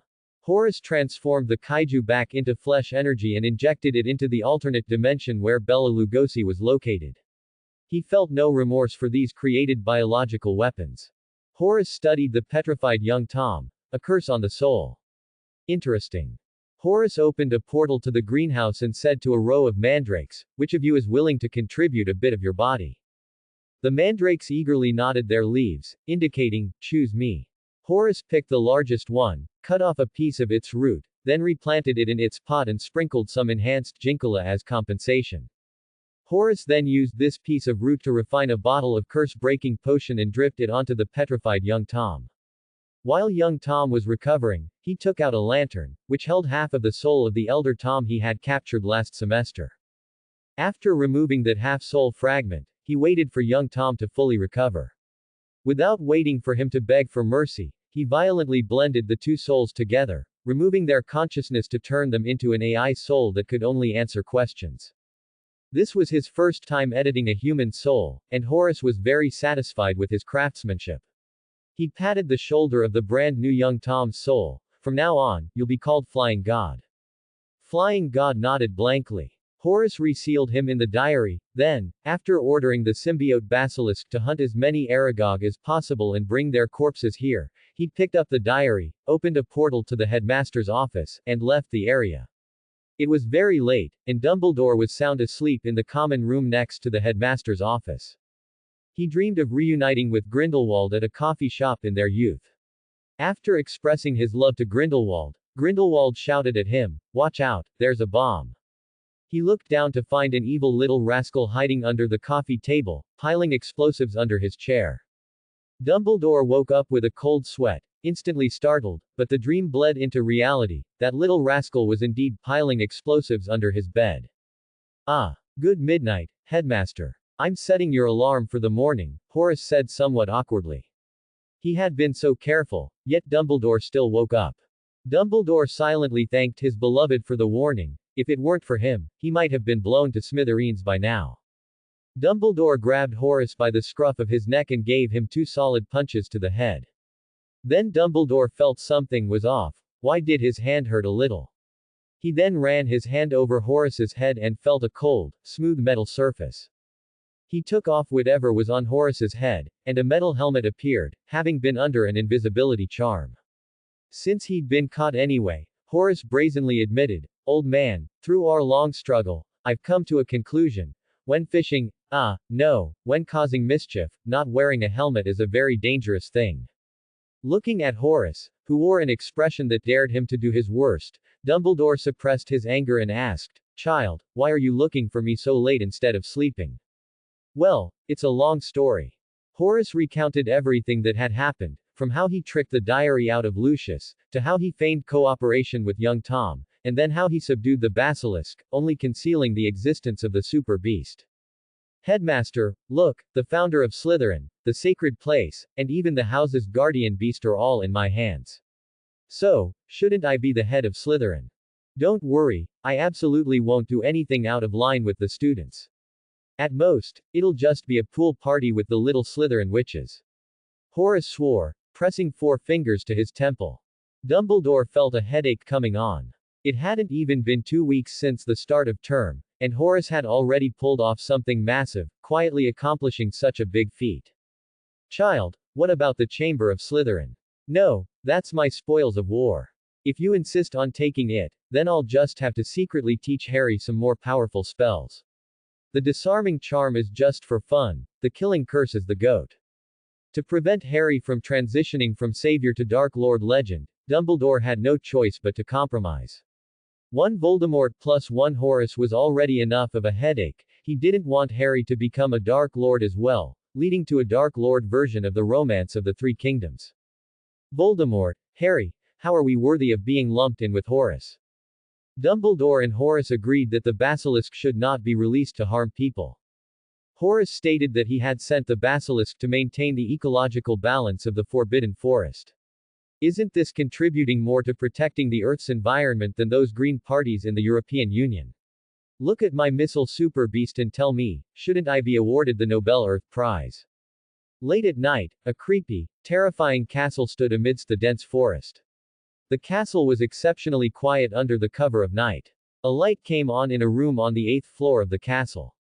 A white-haired, white-bearded wizard, resembling someone from the Middle Ages, was with a black-haired, blue-eyed kid who looked inherently evil, doing indescribable things with a diary. The above was Lord Voldemort's perspective. The true perspective was, "Old man, you have a 3 left and you're using the Joker to top me. Do you even know how to play landlord? We're on the same team." Horatio felt a wave of helplessness as he looked at his 3 queens and a 6, while Fate-Ancient Flying God, across from him threw out 4 tens. Dumbledore gave an awkward laugh. By the way, weren't we supposed to be studying the diary? Why are we playing cards here? Horatio threw the cards on the table in boredom. It's just that the author couldn't think of anything big, so he's just writing some stuff to pad the word count. Ahem, no more jokes. By the way, how do you use this thing? Dumbledore asked, pointing at the diary across from them. Horatio immediately perked up, picked up the diary, and pitched it to Dumbledore. Quibble Group's latest technology, the upgraded inferior map, comes with the Fate-Ancient Flying God intelligent AI system. It can activate voice mode, and because it's made from Lord Voldemort's soul, it can precisely locate all Horcruxes in the vicinity, also known as the Pathfinder.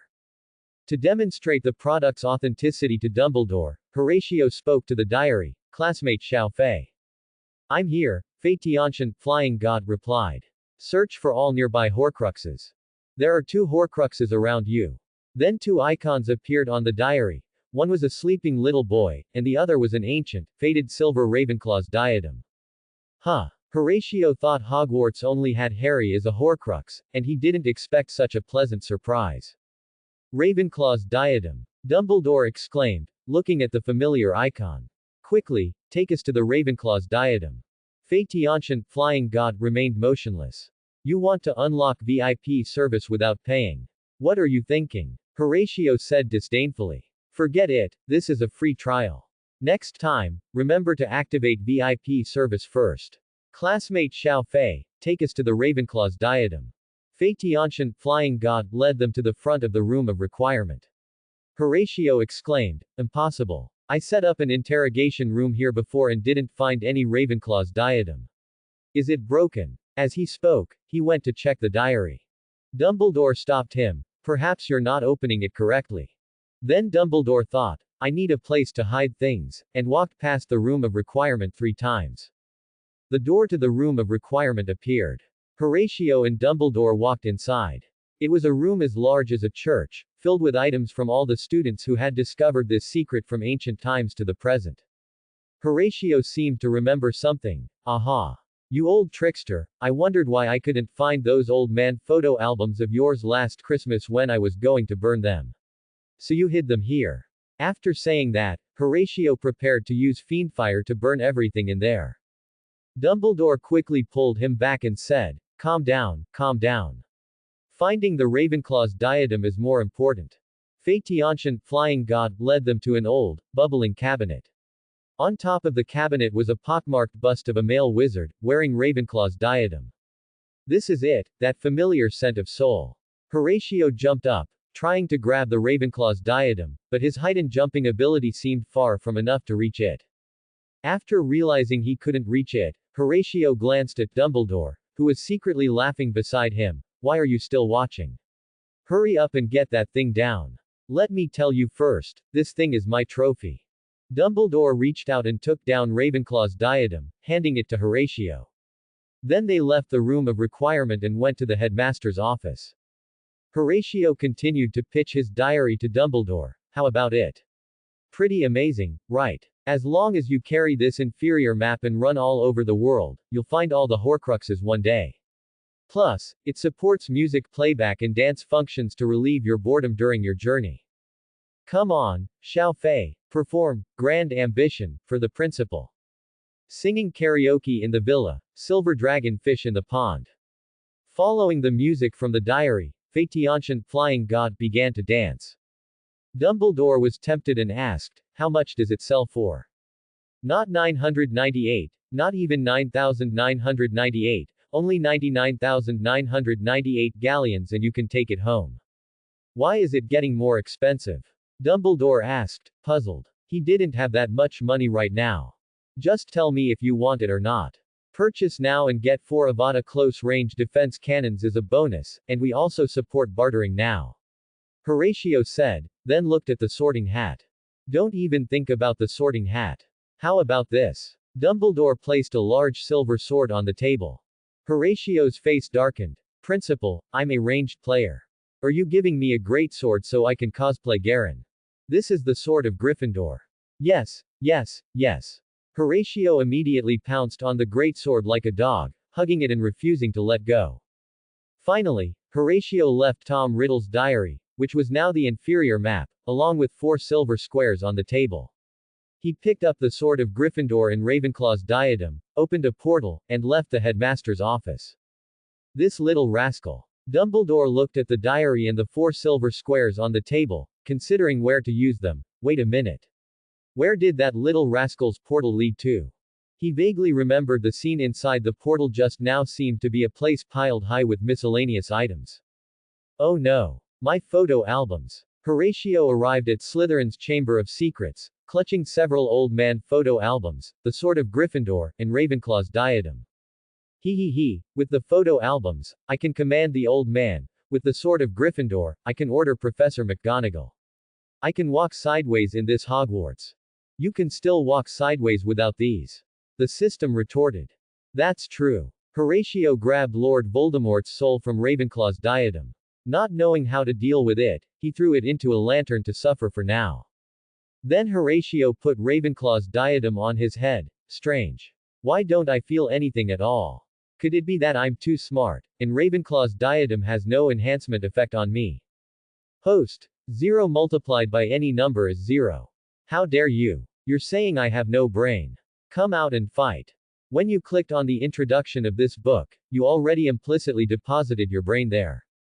Let me ask everyone a question. If one day your best friend turned into a girl, and a super beautiful girl at that, what would you do? Harry faced such a problem.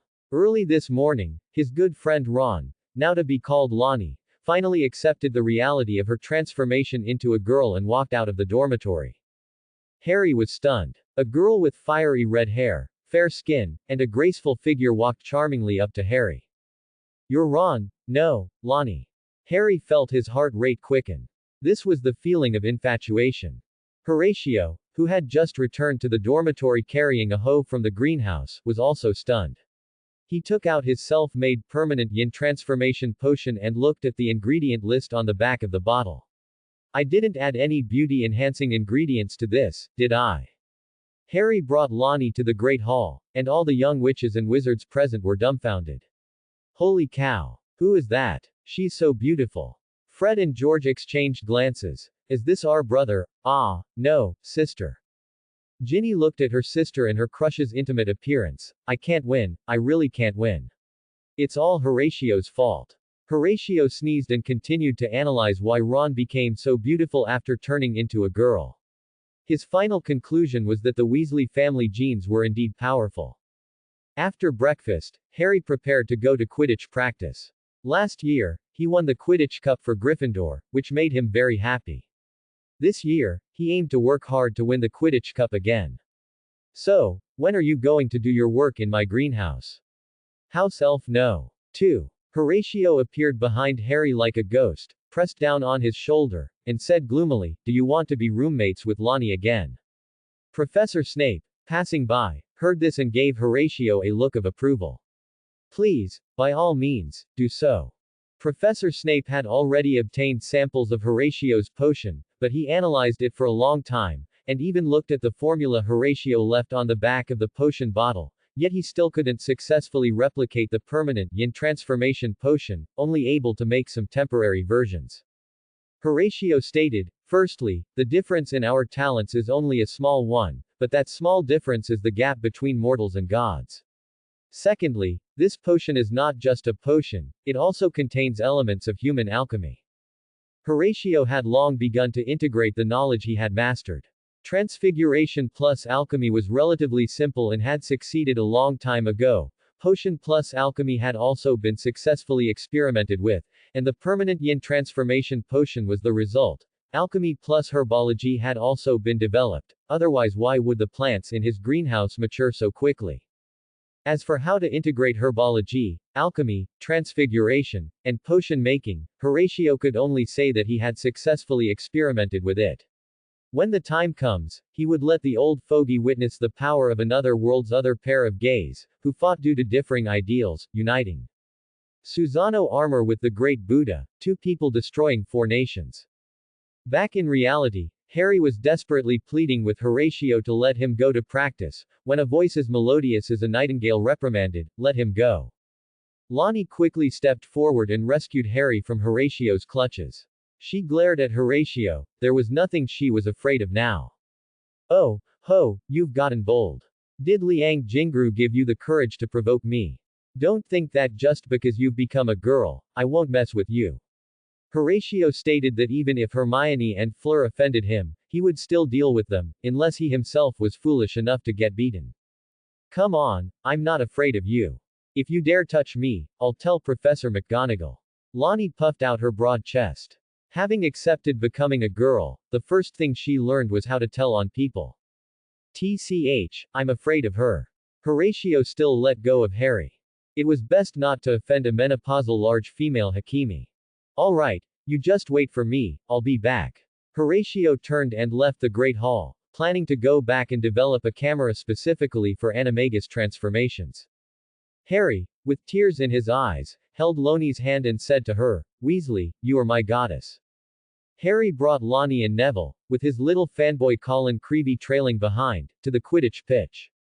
As soon as they arrived at the pitch, they found Wood and the Gryffindor players clashing with a group of people in green robes. They quickly ran over to check the situation. "Enough. Flint, I was here first." Wood yelled angrily at Flint, the Slytherin team captain. "This is our Gryffindor practice time. Please leave." Flint said dismissively, "I have a special note signed by Professor Snape. He allowed us to train our new Seeker here." "New Seeker? Who?" Harry asked, having just arrived and not understanding the situation. "It's me. Scarhead." A smug Malfoy emerged from behind 6 tall team members. "Admire the new broomsticks my father bought for our team." The Slytherin team members all raised their broomsticks forward. 7 sleek, shiny broomsticks, all engraved with the golden words, Nimbus 2001. Fred said boredly, "Do you want to compare speed with it?" As he spoke, he pulled out Horatio's modified turbojet broom from the bag of holding Horatio had given them. Engraved on it in pure gold were the words, Nimbus 200 billion. Fred sat on it, and 8 hovering free-floating cannons unfolded around him. He provocatively said to Malfoy, come on, I'll take on all of you. Let me show you my strength of taking on 7 at once." "Enough, Weasley, what can you do besides relying on Horatio?" Malfoy glared at Fred. "Your family's poverty is etched into your bones. Malfoy, how dare you be rude to the Weasley family? You will pay for this." Lonnie reached into her robe, pulled out her wand, and pointed it, saying. Malfoy turned his head and saw the most beautiful red-haired girl he had ever seen pointing a wand at him. He was instantly stunned, forgetting to dodge her spell. A green light shot from Lonnie's wand tip, hitting Malfoy in the chest and knocking him to the ground. Malfoy, deceased, aged 12. Just kidding. Malfoy slowly got up with Flint's help, let out a big burp, and a slug dropped from his mouth onto the grass. "Pound them!" Flint shouted furiously at his team members behind him. The Red Lions of Gryffindor and the Green Serpents of Slytherin engaged in a large-scale brawl on the field, vying for control of the Quidditch pitch. Harry cast the armor charm on himself and used Expelliarmus to take down Slytherin young witches and wizards one by one. He couldn't help but thank Horatio for his special training last year, being able to attack and defend, routing the Slytherin team. Fred and George took out the prank items they had made with Horatio from their bag of holding, tormenting the Slytherin team members to no end. Ultimately, this large-scale brawl ended with a decisive victory for Gryffindor, with a score of 7-0. Horatio, as a spider enthusiast, was busy burying a large pile of spider remains in Slytherin's Chamber of Secrets, unaware of the profound impact he had on the outcome of a brawl. For the next week, Horatio's life became exceptionally regular, sleeping in class during the day, spending 2 hours in detention with Snape after dinner, and then taking the basilisk to the Forbidden Forest to hunt acromantulas once detention was over. Deep in the Forbidden Forest, a pale green light struck an acromantula fleeing ahead. Horatio, holding a lantern, walked up to the acromantula, first collecting its soul into the lantern, then extracting its venom from its fangs, and finally placing its body into a cloth bag. The symbiote basilisk slithered to Horatio's side and conveyed a message to him. "What did you say?" A giant brought 9 young witches and wizards into the Forbidden Forest. Horatio exclaimed in surprise, "Take me to see. Those who trespass on my Forbidden Forest, Horatio will strike them down." Horatio followed the basilisk towards the edge of the Forbidden Forest. The scene shifts to the edge of the Forbidden Forest, where Hagrid, along with Gryffindor team members Lonnie and Neville, walked along a path. "Stick close. Professor McGonagall punished you by making you investigate the acromantula unrest in the Forbidden Forest with me. The Forbidden Forest is no joke. If you're not careful, you could get hurt or even die." Hagrid walked at the front of the group, holding a lantern. Fred and George comforted Harry, Lonnie, and Neville, who were trembling with fear. "Don't worry, we come to the Forbidden Forest often, there's no danger." Hagrid turned and glared at them fiercely. "Put away your ignorance. This time we are going to the territory of the acromantulas, deep in the Forbidden Forest." Neville nervously said to Harry, "I heard my grandma say that deep in the Forbidden Forest are full of werewolves and vampires." Harry was so frightened that goosebumps appeared. From the moment they started, he had felt like someone was watching him, and now hearing Neville's words sent shivers down his spine. They walked through the path, passed through the bushes, and headed deeper into the Forbidden Forest. Arriving at the edge of a wide hollow, the ground covered in fallen leaves was thick with spiders. Lonnie, terrified, flung herself into Harry's arms, her ample bosom rubbing against his chest. Harry couldn't quite tell what he was feeling. Was it fear? Or nervousness? Or shyness? Or perhaps happiness? When they looked up, the trees in the hollow had been cleared. Illuminated by Hagrid's lantern and the moonlight, they discovered the most terrifying sight they had ever witnessed. Spiders as large as small cars moved through the hollow, their bodies pitch black, with 8 eyes and 8 legs covered in thick fur, and a pair of huge black chelicerae on their heads. All the young witches and wizards present were so frightened they nearly fell to the ground. Lonnie screamed in terror, clinging tightly to Harry's neck, the immense pressure almost suffocating him. Neville, pale with fear, hid behind Fred. Fred also watched tensely, his right hand gripping his wand and his left hand on his pouch.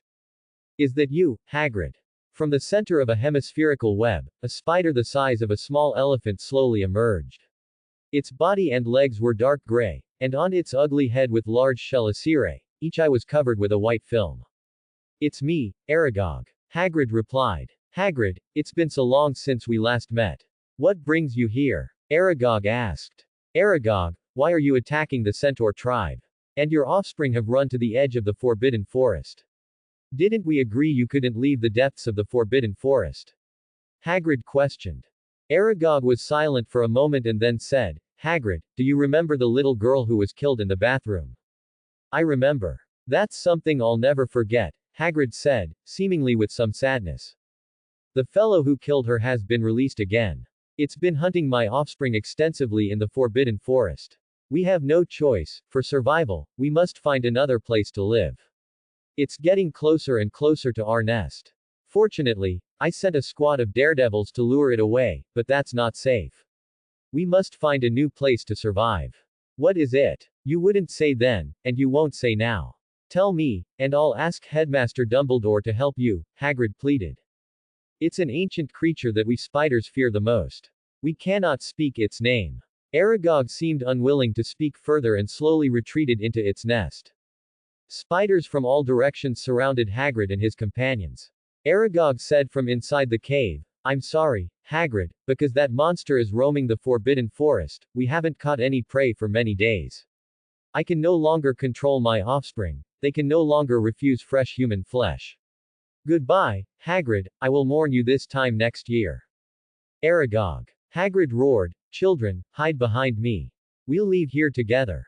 Hagrid raised his small umbrella and cast a spell at a spider lunging at them, repelling it.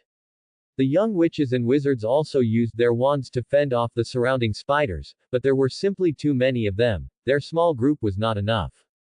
The spiders had surrounded them, and just as Harry thought he would die there today, the spiders suddenly stopped attacking and fled in the direction they were facing. Still trying to run. "It wasn't easy to find your nest. Do you think I'd let you escape?" As a voice sounded behind them, a golden wall of fire encircled the entire hollow. Harry turned and saw Horatio, wearing a red cloud windbreaker, riding on the head of an enormous snake, slithering towards them. Hey, do you guys realize you've trespassed into my home?" Horatio said, sitting on the basilisk's head, cosplaying as Sasuke. "Horatio, what is this? If you have questions, ask later. Now, close your eyes and lower your head. If you want to die, you can try opening your eyes. I won't be responsible then," Horatio said playfully. But Hagrid wanted to say something, but Harry tugged on his sleeve, signaling him to do as Horatio said. Everyone present closed their eyes and bowed their heads. Once they had all lowered their heads, Horatio commanded the symbiote basilisk to open its eyes. The moment its eyes opened, all the spiders present froze as if under a full-body bind curse, stopping their movements and being killed by the basilisk's gaze. Aragog hid in its nest in terror, not daring to make a sound. Horatio directed the basilisk into the nest, where it glared at and killed the remaining acromantulas that had fortunately survived by hiding. Horatio jumped off the basilisk's head, walked up to Aragog, and said, "Did you escape death because you're blind?" "Please spare my life, Master," Aragog pleaded. Horatio shook his head. "Your only value is to provide nourishment for the birth of my super beast. Avada Kedavra." As the green light struck Aragog, the once unrivaled Acromantula tribe in the Forbidden Forest was almost completely wiped out. A small number of survivors might exist, but they could no longer pose a threat. "You can open your eyes now," Horatio said to the group who had their heads down and eyes closed. When Harry and the others opened their eyes, they saw a hellish scene. A golden wall of fire illuminated the entire night sky. The ground was covered with the corpses of acromantulas. A large snake was coiled before them, and Horatio sat atop the snake's head, elegantly sipping a bottle of cola. Gulp, gulp, gulp. Ah, refreshing. Horatio finished the cola in one go, then patted the basilisk's head. "How should we punish these young witches and wizards who trespassed into my home?" The basilisk opened its massive mouth and let out a deafening hiss, raising its upper body into an attack posture. From the depths of the dark, dense forest came a thwack thwack sound, like a whip striking something. Accompanying this sound, the wails of the young witches and wizards rose and fell. "Stop howling, get to work quickly." Horatio raised the long whip in his hand and lashed it fiercely at the spinning top in front of him. "But the fuzz on these spiders really pricks your hands," Harry and Neville complained. Horatio whipped the spinning top named Taubai again, making it spin wildly, and said, "Who told you two house elves not to bring gloves with you? Look, aren't all the other Gryffindor team members wearing gloves?" Fred and George excitedly ran over with bottles containing green liquid. "Ibo, we've collected another bottle of Acromantula venom." "All right, put it in that wooden crate. After I package it and sell it to Snape, I'll give you two 1%, Horatio said, pointing to the wooden crate nearby. "You two keep an eye out too. If anyone dares to slack off, inform me, and I'll let him have a loving gaze with the basilisk." After saying that, Horatio whipped the spinning top again. "Did you hear that, Wood? Get to work quickly, Angelina, you too." George kicked Wood's backside and said. Because Horatio promised to give them 1% of the harvest, don't underestimate that 1%. A pint of Acromantula venom is worth 100 galleons on the market, and almost all the Acromantulas in the Forbidden Forest were lying there.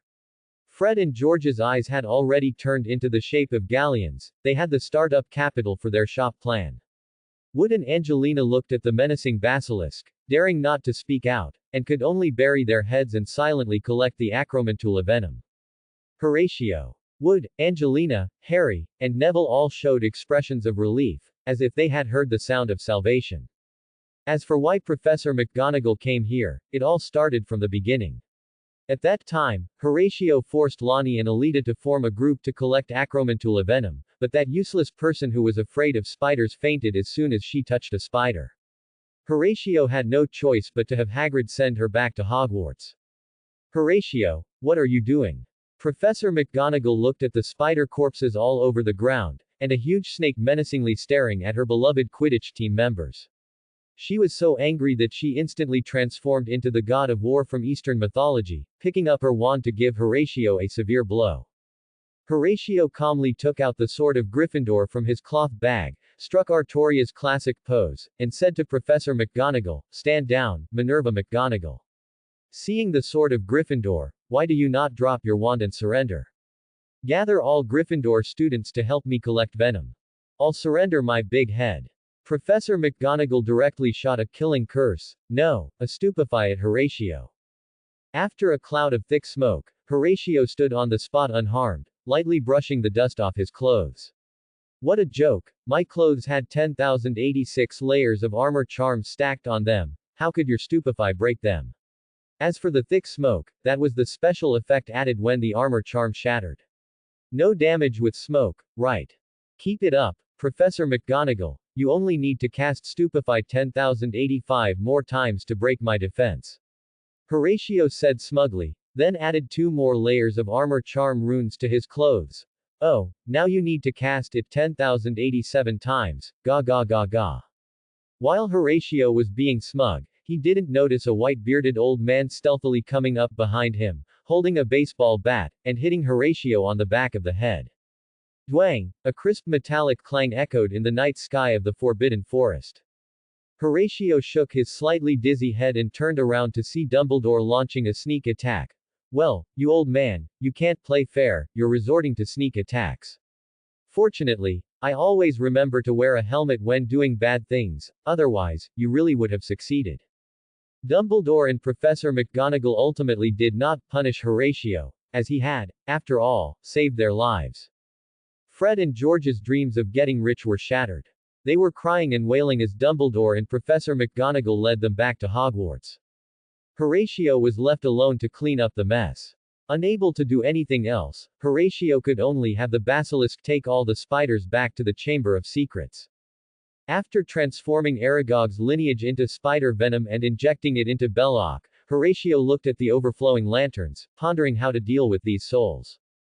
A flash of inspiration struck Horatio. That's it. I'll do it that way. Early the next morning, Horatio mysteriously sought out Fred and George, handed them a white disc and a stack of black and yellow cards, and whispered a few words to them. The 3 of them let out eerie laughter, scaring passing young wizards who shivered and hurried away. A week later, Horatio discovered Lockhart's invitation to the dueling club on the bulletin board. He quickly dragged Fred and George to the bulletin board and said to them, "Our chance has come." The 3 of them planned their evening activities, assigning each other tasks. That evening, Horatio arrived at the Great Hall to find almost all the students in the school present. The long dining tables in the hall had disappeared, and a gilded stage had appeared in the center. Lockhart walked onto the stage, wearing a magenta robe, with Snape standing beside him, wearing an expression that looked like he wanted to kill someone. "It is with great pleasure that Professor Dumbledore has allowed me to set up this little dueling club, to properly train you all, in case you ever need to defend yourselves. Allow me to introduce my assistant, Professor Snape, who has graciously agreed to assist me with a small demonstration before class. Don't worry, I'll return your potions master to you in one piece, there's nothing to fear." Lockhart said, oblivious to Snape's gaze, which was like looking at a dead man, completely lost in his own words. Lockhart and Snape each walked to opposite ends of the stage, turned to face each other, bowed, and then drew their wands. "We usually hold our wands in this position during a duel," Lockhart said to the quiet crowd, holding his wand at chest height. On the count of 3, we will both cast our first spell. Lockhart said to Snape opposite him. 1, 2, 3. Both simultaneously raised their wands sharply above their shoulders. Snape shouted, Expelliarmus. A blinding red light shot from his wand tip, hitting Lockhart, who was sent flying off the stage, crashing into the wall, leaving a 2, meaning 2, or great, shaped dent, and then falling heavily to the ground. Horatio looked at Snape with a surprised expression. Seriously, man. You didn't even use Avada Kedavra, not even Sectum Sempra.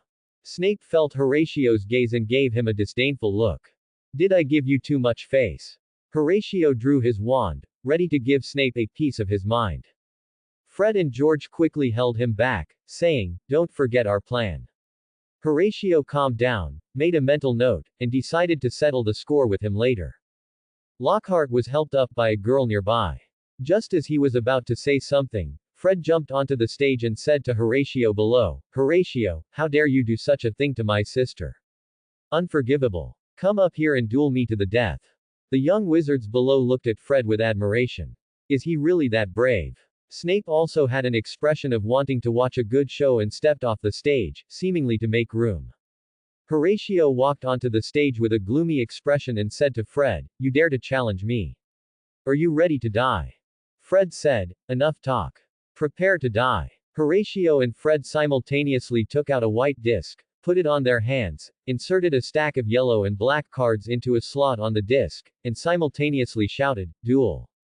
The discs on their hands unfolded as their voices fell, revealing 5 card slots. Then they drew 5 cards from their decks. As they continuously inserted cards into the slots, phantoms of monsters appeared on the stage, and the effects of various magic and trap cards made the young wizards below feel as if they were truly there, eliciting gasps of surprise. As Fred's Blue Eyes Chaos Max Dragon on the field was destroyed by Horatio's Dark Magician Girl, Fred revealed a card in his hand.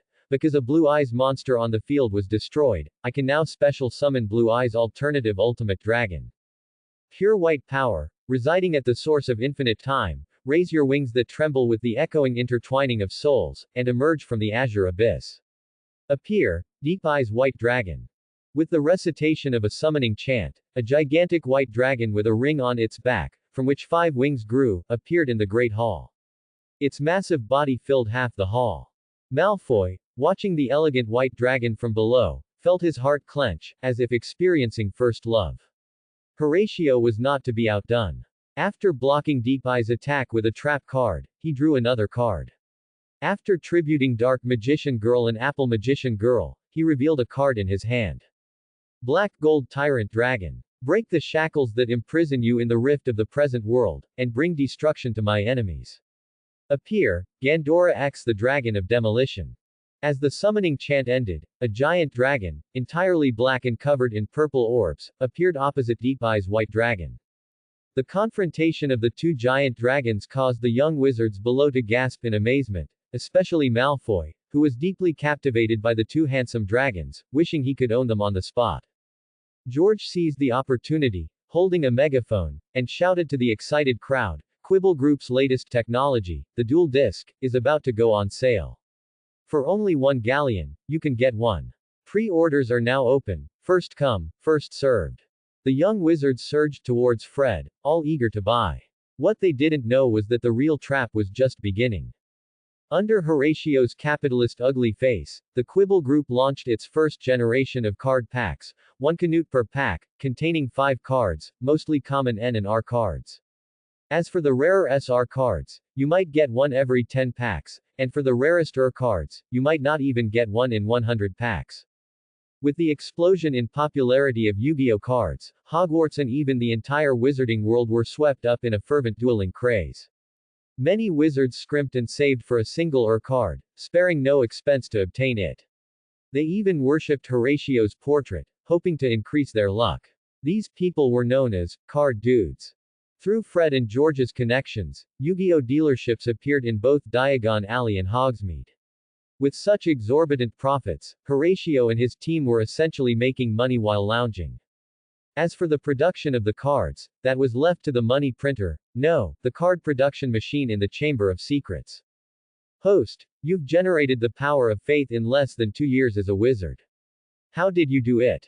The power of faith. What's it for? You can use this power of faith to become a god. Become a god. No, no, no, I just want to be a demigod. Alright, then I'll discard it. Discard it, it's fine. My name is Hather, and I am a small black cat with the bloodline of a cat god. My owner's name is Horatio, and he loves me very much, preparing many items for me, all hidden in my bell. I also love him very much, I just hope he doesn't rub his face on my belly too often, it makes me feel very ticklish. My daily life is sleeping on the comfortable, soft, temperature-regulating cushion he prepared for me. It's really comfortable to sleep on. If it weren't for two birds fighting and disturbing my sleep, I could sleep on it all day. Although those two birds behave for a while after I deal with them, it doesn't take long for them to start fighting again, which gives me a headache.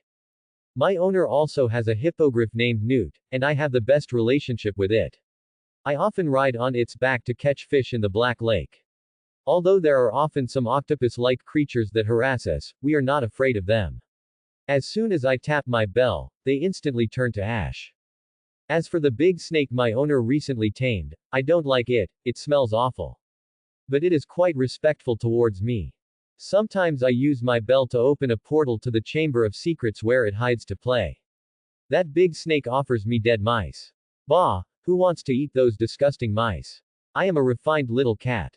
Another person I dislike is a little witch named Hermione Granger. Although she is kind to me and even gave me a premium cat food can for Christmas this year, I just don't like her.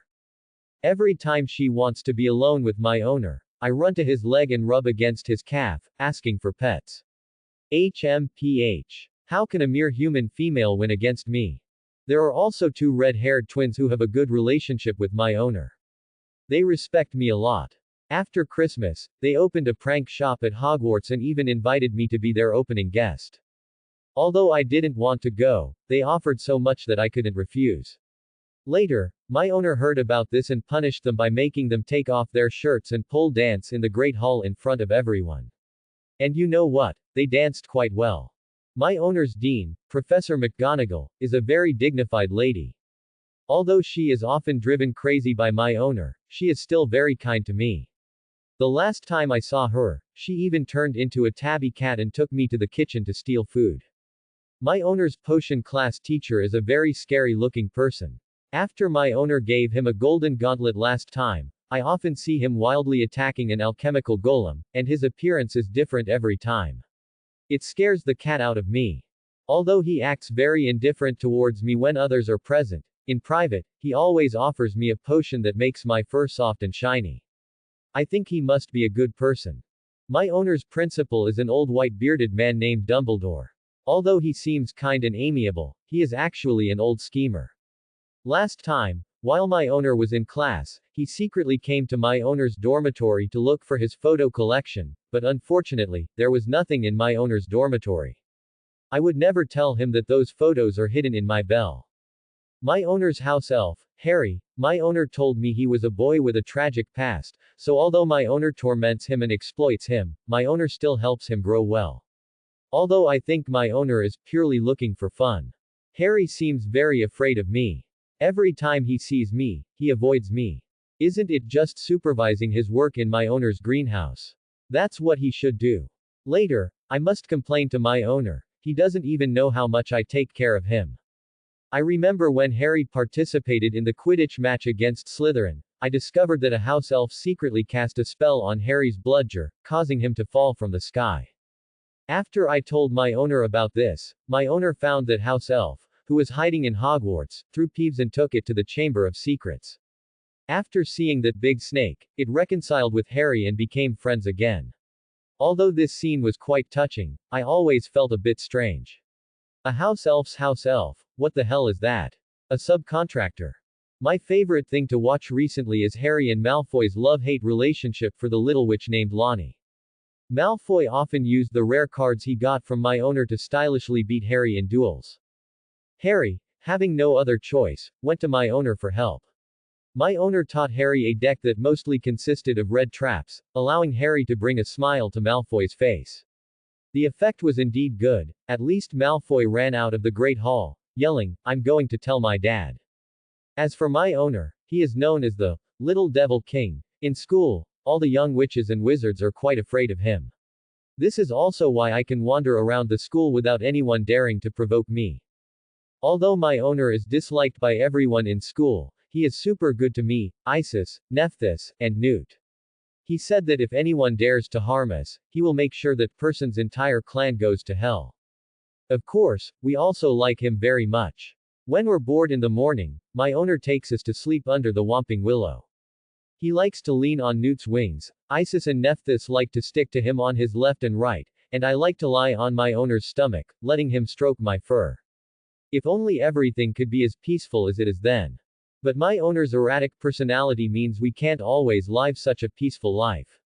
Just a few days ago, my owner brought us to the Slytherin's Chamber of Secrets and excitedly told us, Belorikun is finally fully mature. The end of Hogwarts and Dumbledore is coming. Although I think my owner doesn't need to be so malicious towards the place we live, I still support him. Then he put a card into my bell and instructed me, when Belorikun is about to break through Hogwarts, give this card to Harry. Ha ha ha, after Harry and them fail, I will appear like a king. The effect will definitely be explosive then, old man, just wait for me to take your position. Sigh, my playful owner, dragging the entire Hogwarts to play house with you. Alright, who told you you're my dearest owner? Professor Dumbledore was enjoying a quiet afternoon tea. He added 3 large spoonfuls of white sugar to his Earl Grey tea, then picked up his teacup and walked to the window, leisurely gazing outside. Recently, that little rascal had been busy with his Yu-Gi-Oh card making, giving him no time to pressure Professor Dumbledore. How nice these peaceful days were. He took a sip of the black tea, a look of enjoyment on his face. Suddenly, a deafening roar interrupted his enjoyment. He looked out the window and instantly spat out the black tea in his mouth. In the Black Lake, a huge unknown creature emerged. It was about 55 meters tall, completely black, with red coral-like organs growing on its back. It came ashore from the Black Lake, letting out a fierce roar at Hogwarts Castle. Its heavy footsteps left deep imprints on the grass by the lake. The young witches and wizards inside the castle were terrified and didn't know where to run. They watched Belorikun approach in fear, a sense of despair rising within them. Professor McGonagall, lead the students to the basement for shelter. The other professors will follow me to repel this monster. Dumbledore's voice was like a beacon of hope, dispelling the despair in the students' hearts. The students of Hogwarts, led by Professor McGonagall, went to the basement for shelter. Hermione noticed Horatio wasn't in the crowd, so she quickly pulled Harry and said, Harry, have you seen Horatio? Didn't Horatio come with us? Harry said, I don't know, I haven't seen him. I haven't seen him since this morning. Should we go look for him?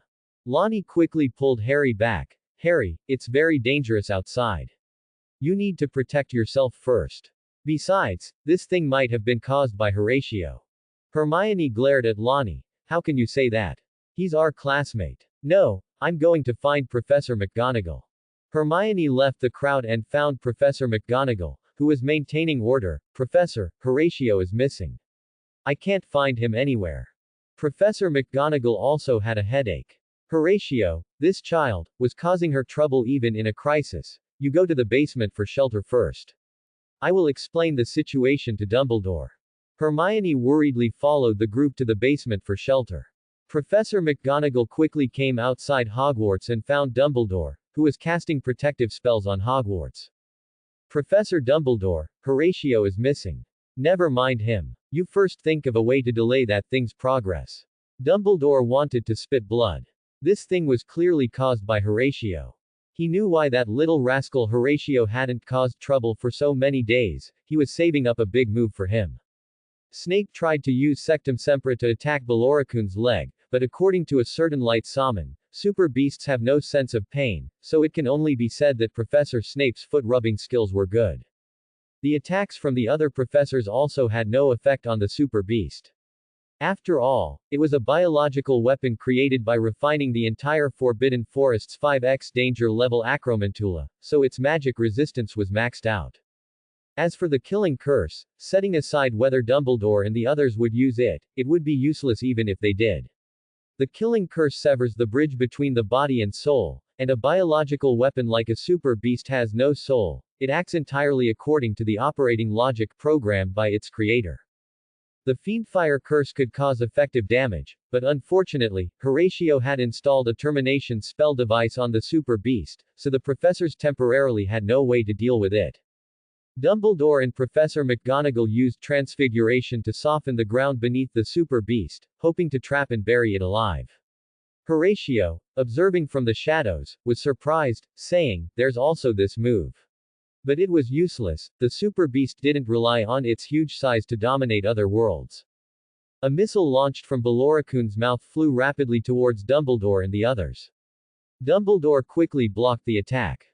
Before they could even catch their breath, Belorokun's coral-like organs on its back shot out countless missiles, flying towards Hogwarts. "Oh no, stop them quickly," Dumbledore urged. The professors used all their might to intercept most of the missiles, but a few stragglers still slammed into Hogwarts castle walls. Fortunately, Dumbledore had cast protective spells earlier, otherwise the walls would have been directly blown down. When they looked back at Belorikun, they found it was gone, leaving a huge deep pit in its place. Then, a giant spatial rift appeared in the sky above the Hogwarts Great Hall. Belorikun jumped out of it, landing on the Great Hall and crushing it into ruins. "Yes, this abominable Great Hall is finally gone." Horatio quickly clapped his hands in glee. By the time the professors recovered and rushed back to defend, Belorikun spewed flames from its mouth, and at the same time, its fingers and the coral-like organs on its back launched a new round of missiles, indiscriminately attacking all buildings except the Whomping Willow and the greenhouses.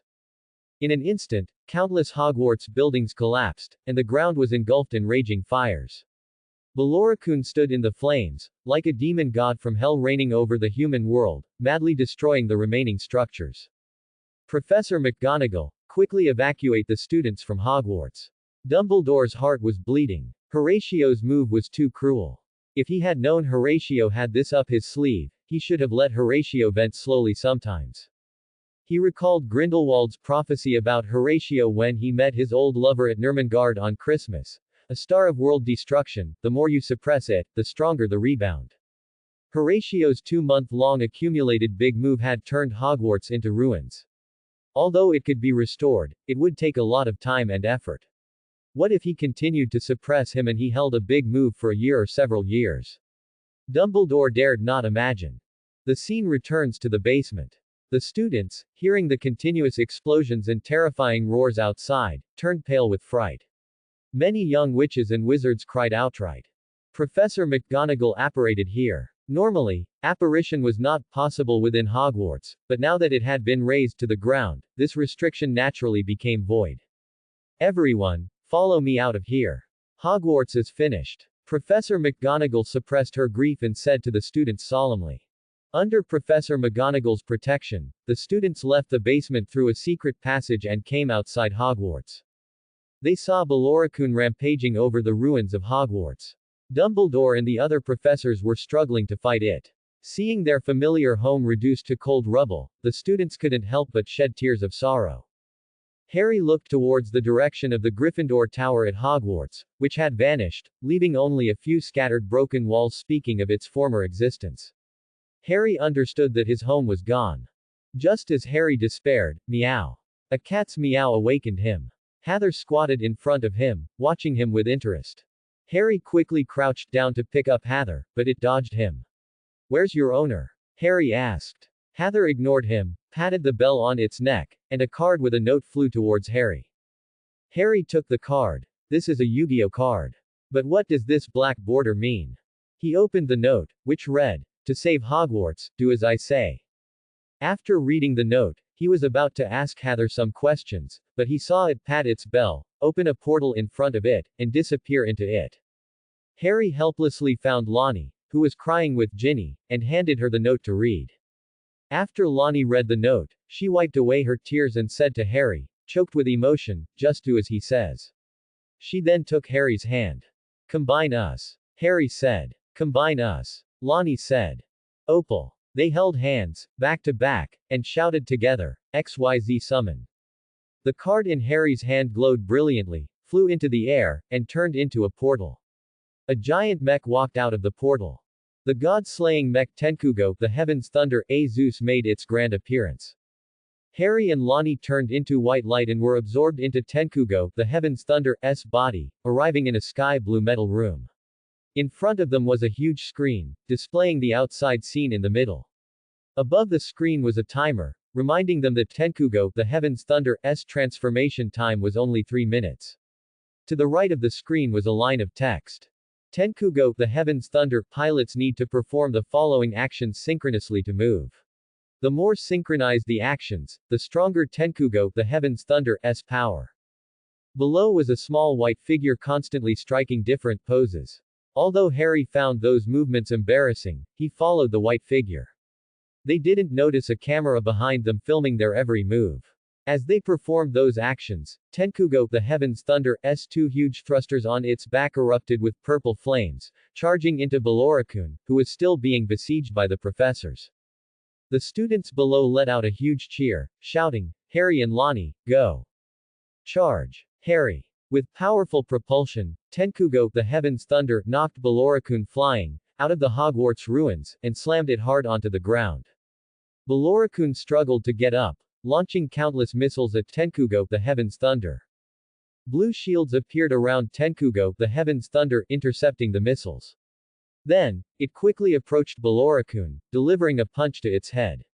Belorikun was not to be outdone, raking a claw across Tenkugo, the Heaven's Thunder's chest plate.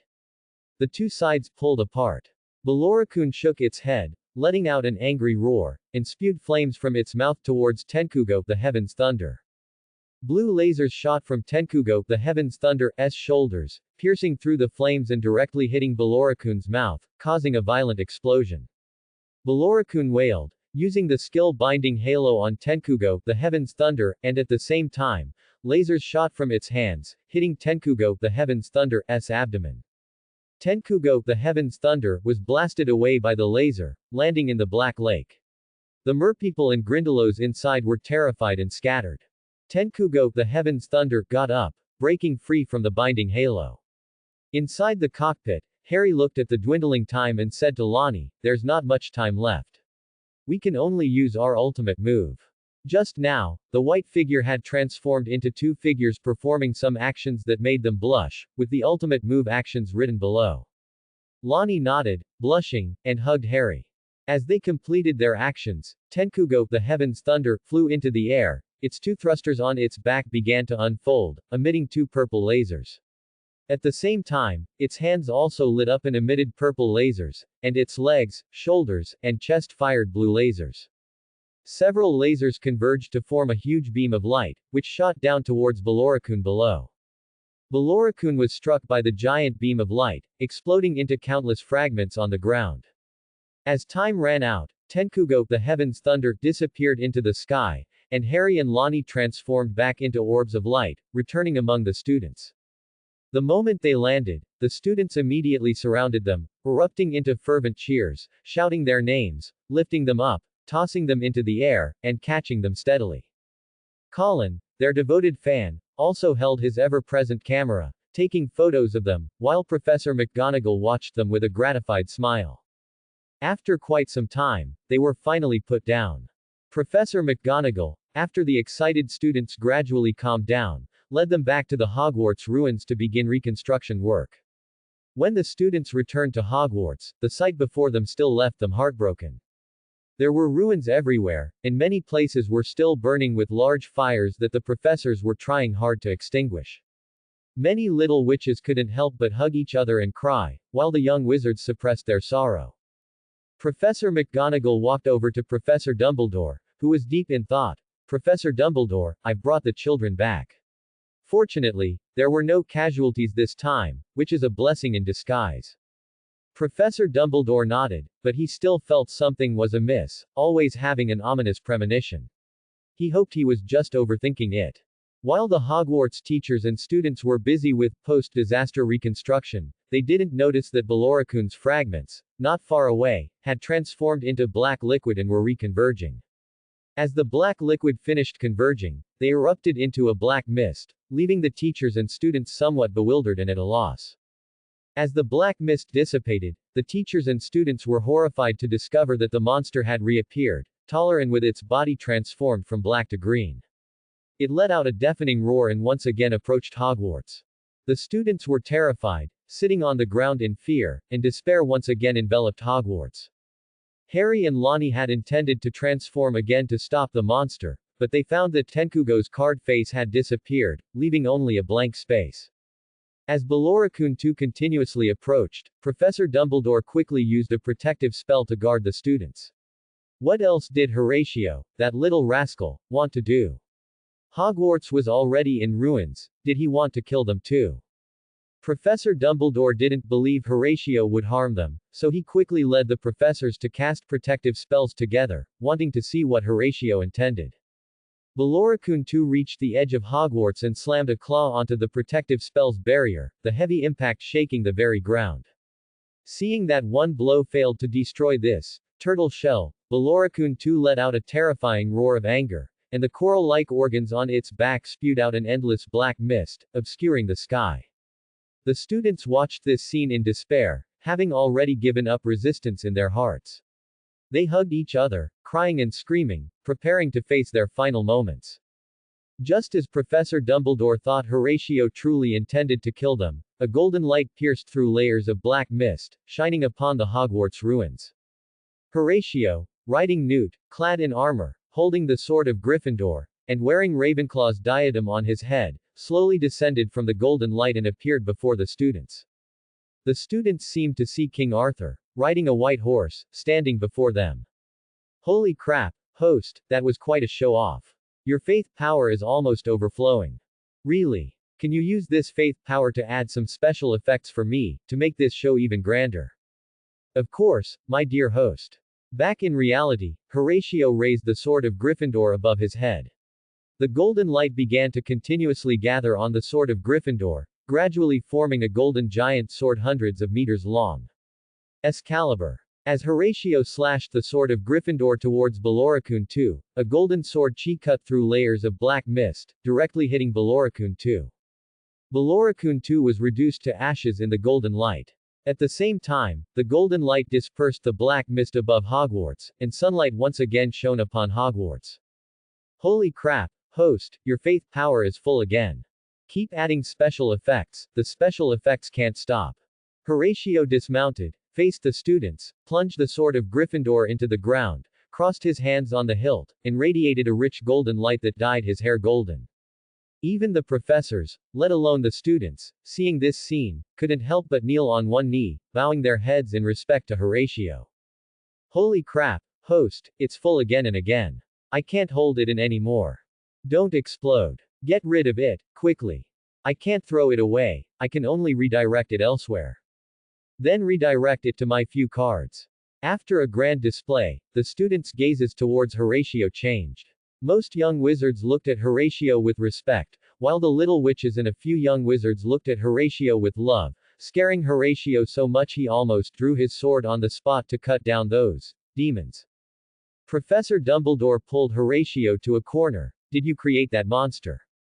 Horatio said. It wasn't me, it was the duck-neck man. If you slander me again, be careful, I'll let all the teachers and students to usurp your position. Alright, given that you saved Hogwarts this time, I'm going to add 100,000 points to Gryffindor. Okay, fine, it was me, Horatio admitted straightforwardly. Professor Dumbledore sneered internally. You little rascal, I can still control you. How about this, if you can restore Hogwarts to its original state, I'll deduct 10,000 points from Gryffindor. Horatio said disdainfully. 10,000 points. Who are you looking down on? At least 100,000. Alright, then 100,000 points. Horatio raised his right hand and made a counterclockwise rotating motion.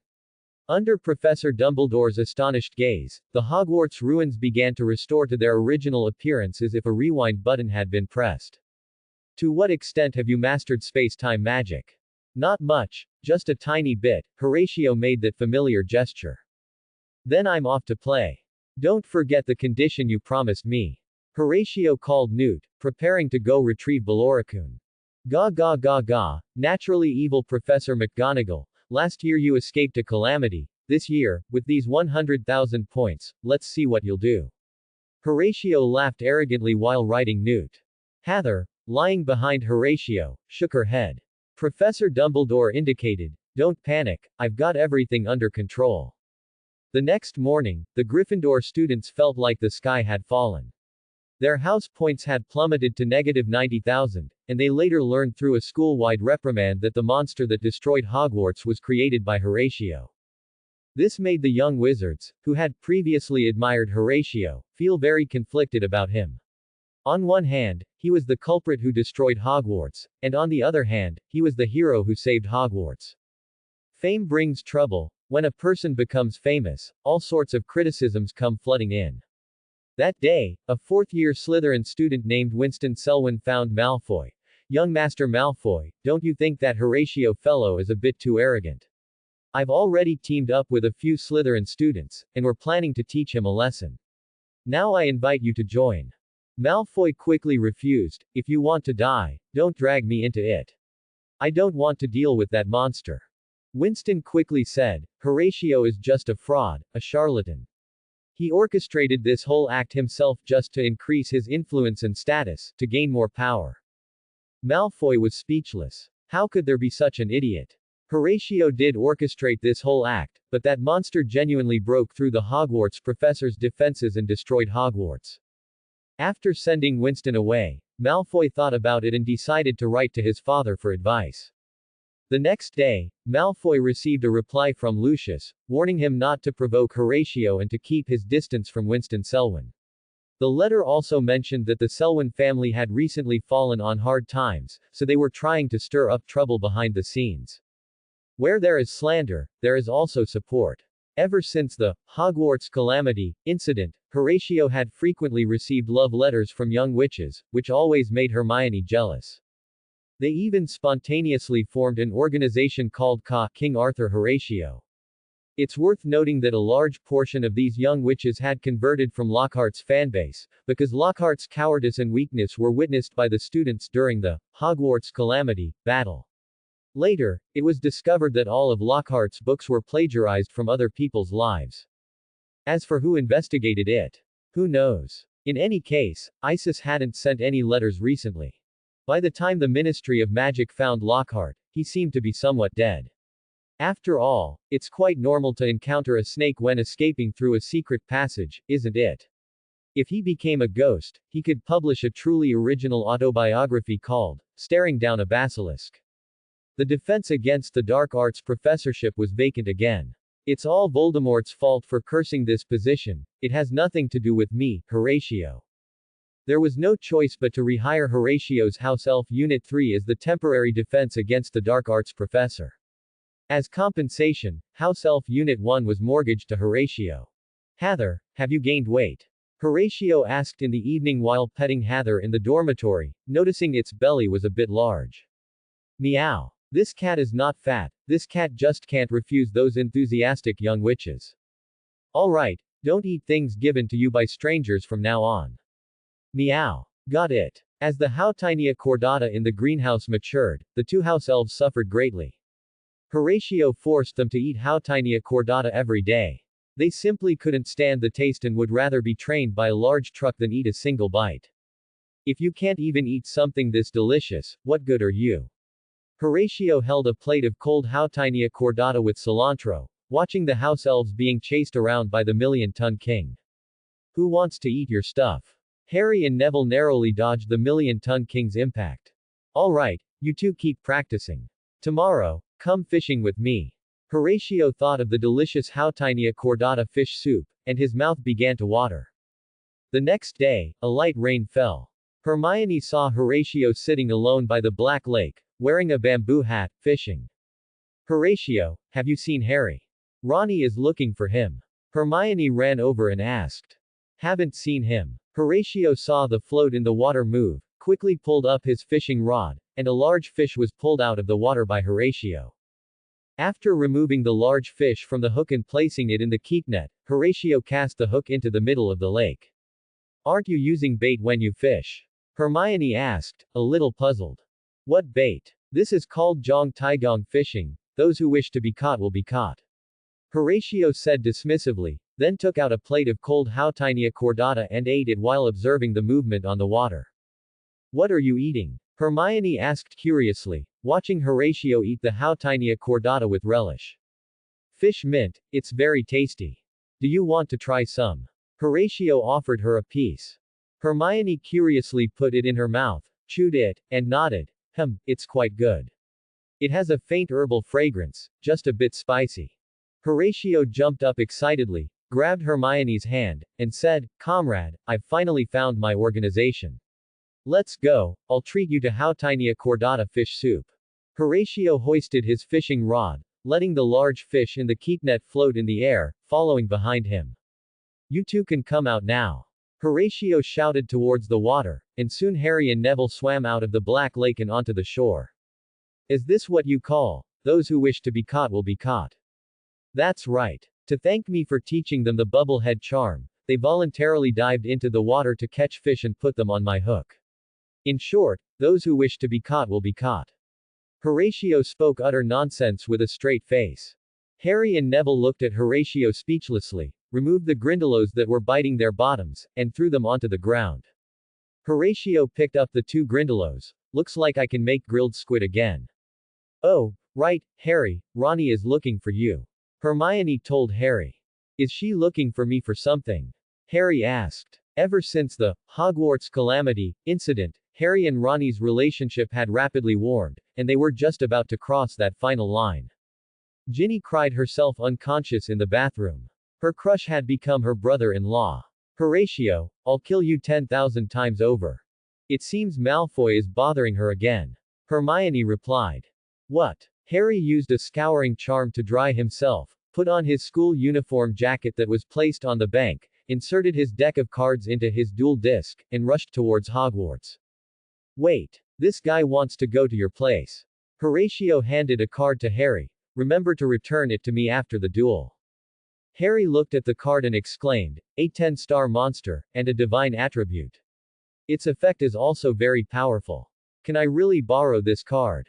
You must remember to shout loudly when you summon him. This is not a monster, it's a god. Horatio was looking forward to seeing what kind of destructive power the divine card, infused with the power of faith, could unleash. Thanks for watching.